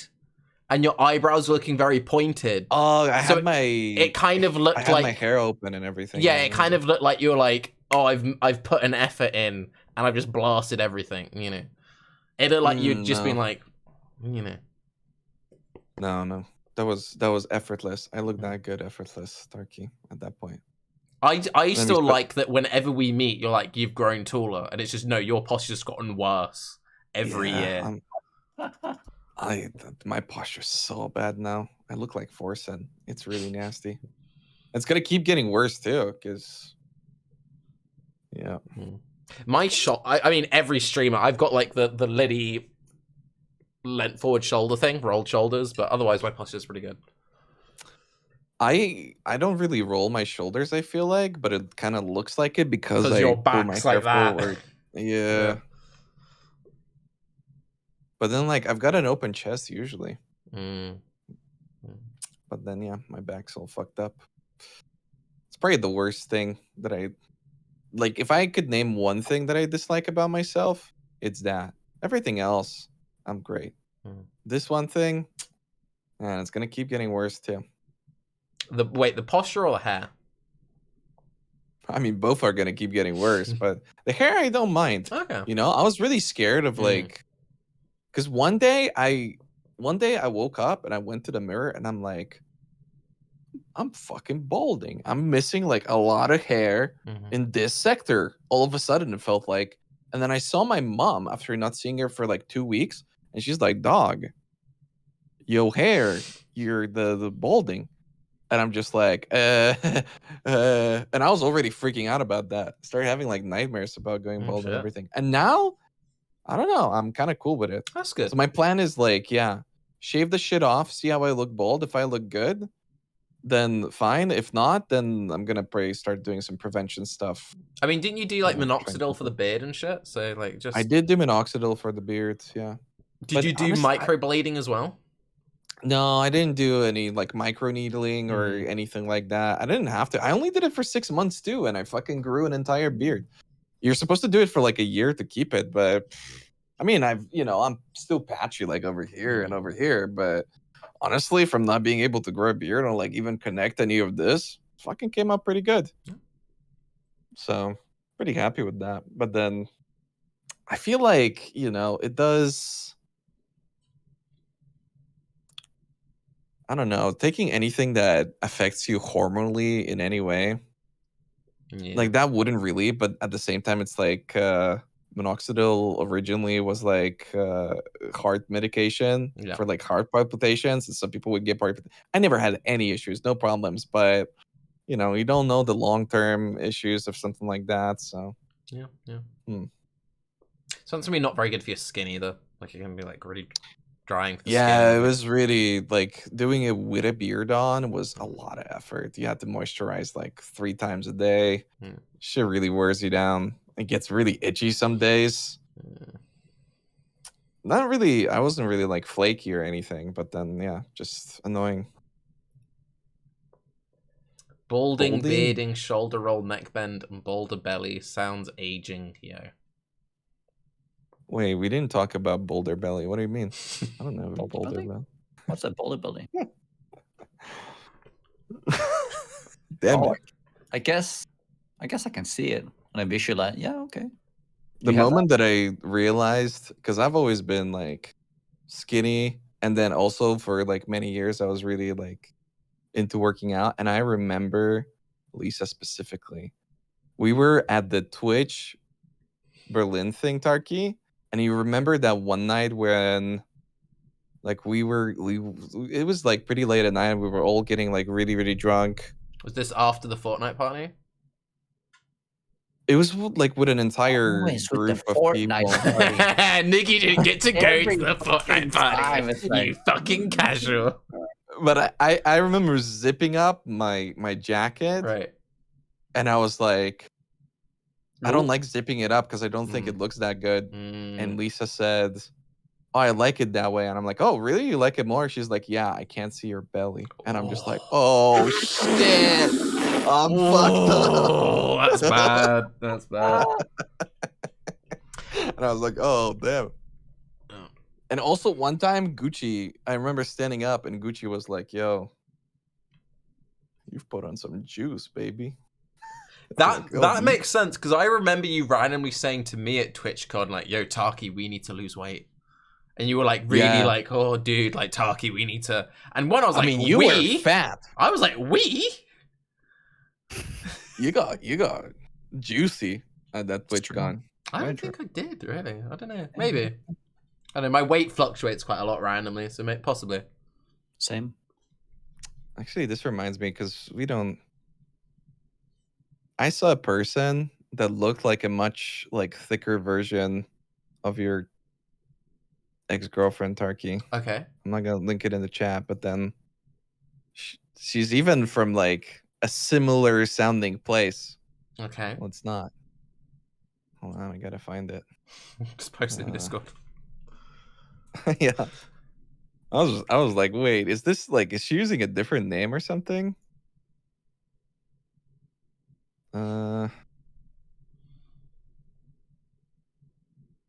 Fuck, is this? Oh no.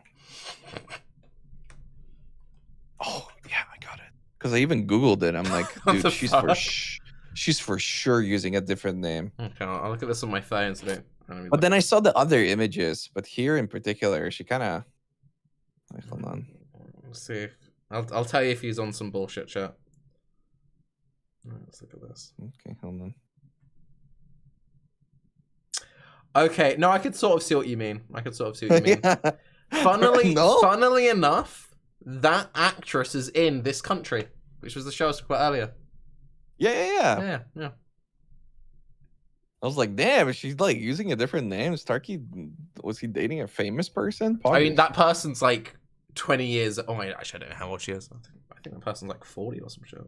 Maybe no. This is like a much thicker, much older version. But still, you can see it, right? How old is? Yeah, if 10 years and like not going well easily. On them, yeah, maybe a little more. Yeah.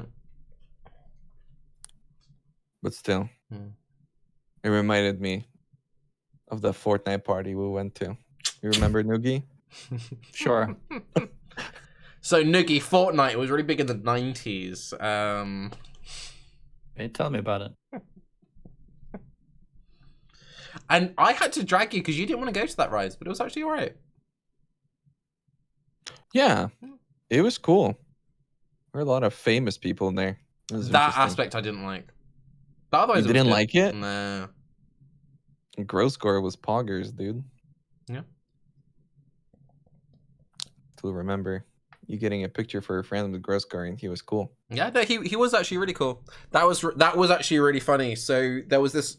Okay, so there was this random party chat that we got invited to. Because I don't know why we got invited to a Fortnite party, but we did. Everyone there was like soda popping and like gross and all those kind of dudes. And one of my friends back home was watching, I think, Soda live stream, and he sent me a text like, "The fuck, I saw you in the background of Soda's stream." And I'm like, "Oh yeah, I'm at this thing, blah blah blah blah blah." He's like, "Oh dude, that's sick." And he's like, "Oh, Gross is there. Can you get a picture with Gross? Because Gross is like his favorite streamer or some shit." And I'm like, "Your favorite streamer? Rude." But then yeah, so I got him a picture with Grisco. Grisco was really chill. Yep. Interesting. I'm still reading your unbanned requests, by the way. Shut the fuck up, trash. You're garbage. You are a scat slave. Suck ass for success. Yeah. And oddly enough, that was like 3 days before he got banned. Anything you do sucks. That's a different day already. That's like 2 weeks later. Yeah. Because he's a retard. He doesn't even know how to play the game. Just a nothing complete the everything. Yeah. Oh wait, I already seen this guy. True, yeah. This guy said, "Fuck you, John T." And then he got banned. And then he said, "John T is a doo-doo head and banned me for no reason." It's his unbanned requests. Was the Fortnite party the one where you were known as the PoE guy? No, I don't have anybody knew who we were. No. Also, I generally have quite a bad... Most of the time when someone's like, oh, what do you play? I play PoE. They don't know about it. But when they do know about PoE, they're like, oh, so you're an elitist prick? And I'm like, well... Excuse me? A lot of people I know who know PoE are kind of like, oh, PoE gamers. What?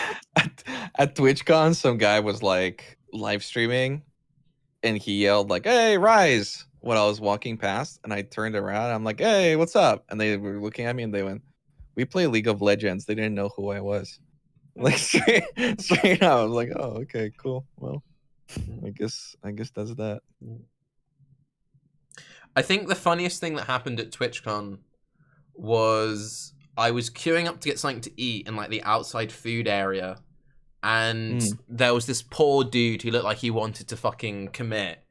It stood behind this thing, and there were these two Japanese girls live streaming, and you know it's like the stereotypical like, oh, let's take a close up of all the food, and he's just stood there just like, can you please just order something? And they're like, oh, this looks so great, and they just stood there for 15 minutes just ignoring him, just like filming everything. He's just like, and we caught eye contact while we were in the queue, and he just sort of looks at me like, what the fuck is my life? And I was like, sorry, mate. Yeah.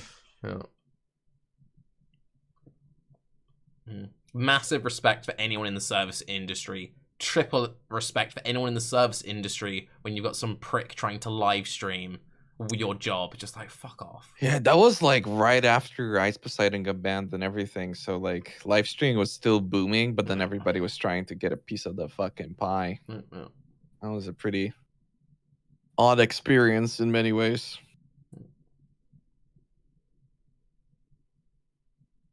Tarke smells guy. You banned Rip Fraggy, dude? He's just spamming Alk Plastic, dude. I don't think Wait, did I ban him or was someone else ban him?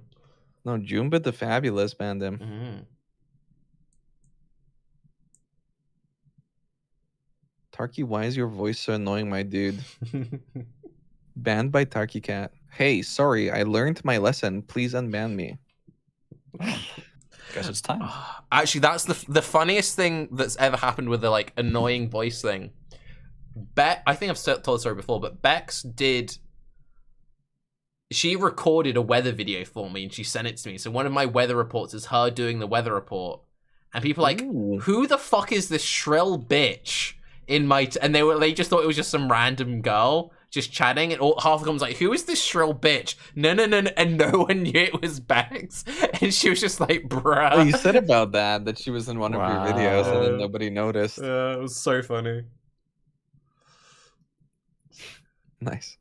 Raiz is trash. I apologize for being combative about Raiz.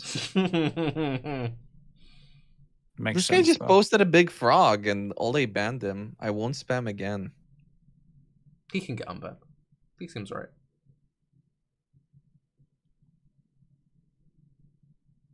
Do you want to hear something really depressing? I have to wake up in 5 hours. Oh, why? I've got my shelter on the Thursdays is when I do my cat shelter stuff. Oh, so early? Yeah. I guess it's 2 a.m. for you, right? No, it's like midnight. I just have to wake up really early to get there because I do the morning shift, so like I'm one of the first people there because you got to feed all the animals and. One Alk unique equals chess item. One Alk uniques equals GGG think it's a chase item. Can we please talk about pickup clutter? Oh, nice. I do not want to pick up a million things. This is all in caps lock. Nugi is an idiot. Gets banned. That's very true, though. I'm sorry, can you unban me? I don't remember Nugi suggesting anything about like having to pick up a million things. If anything, I remember that because someone didn't. It's because I was talking about. I am fairly certain this was about making things on the ground interesting, like that they can drop a bunch of things that auto pick up, so you get like the loot explosion without having to pick them up. I remember this, yeah. And people thought that I wanted people to pick up a billion things because I like the you know, everything dropping, lots of things, small things that are like exciting to watch. Because it is.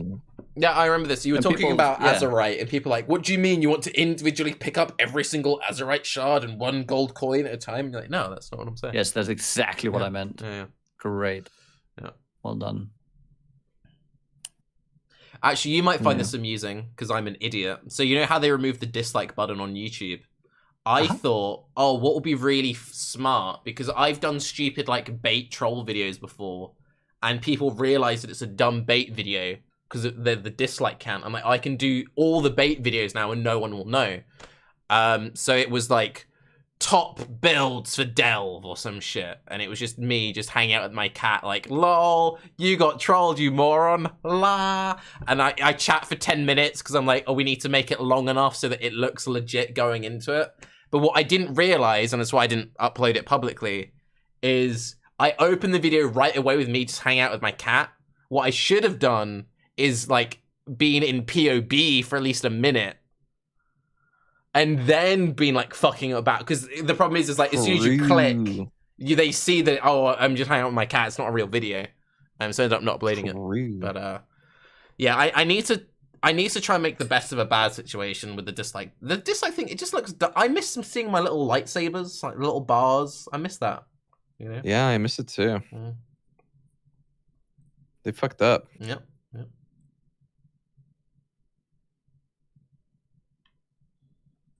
Fuck. Getting owned. I'm trying to craft my spellstone. Unlucky. But I don't know. I think I'm actually going to be the one to end it. So Raiz, you're going to have to watch JoJo because yeah, I need to wake up in a couple. Oh!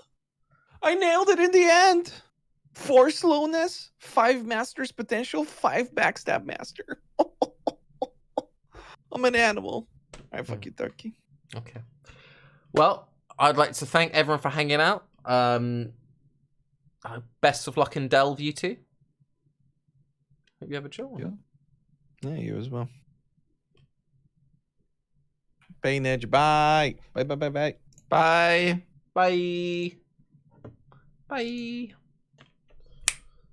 Right, chat, if you're following me on Twitter, good. If you're not following me on Twitter, follow me on Twitter. Because I tweet whenever I do a stream, and I tweet whenever I do a YouTube video.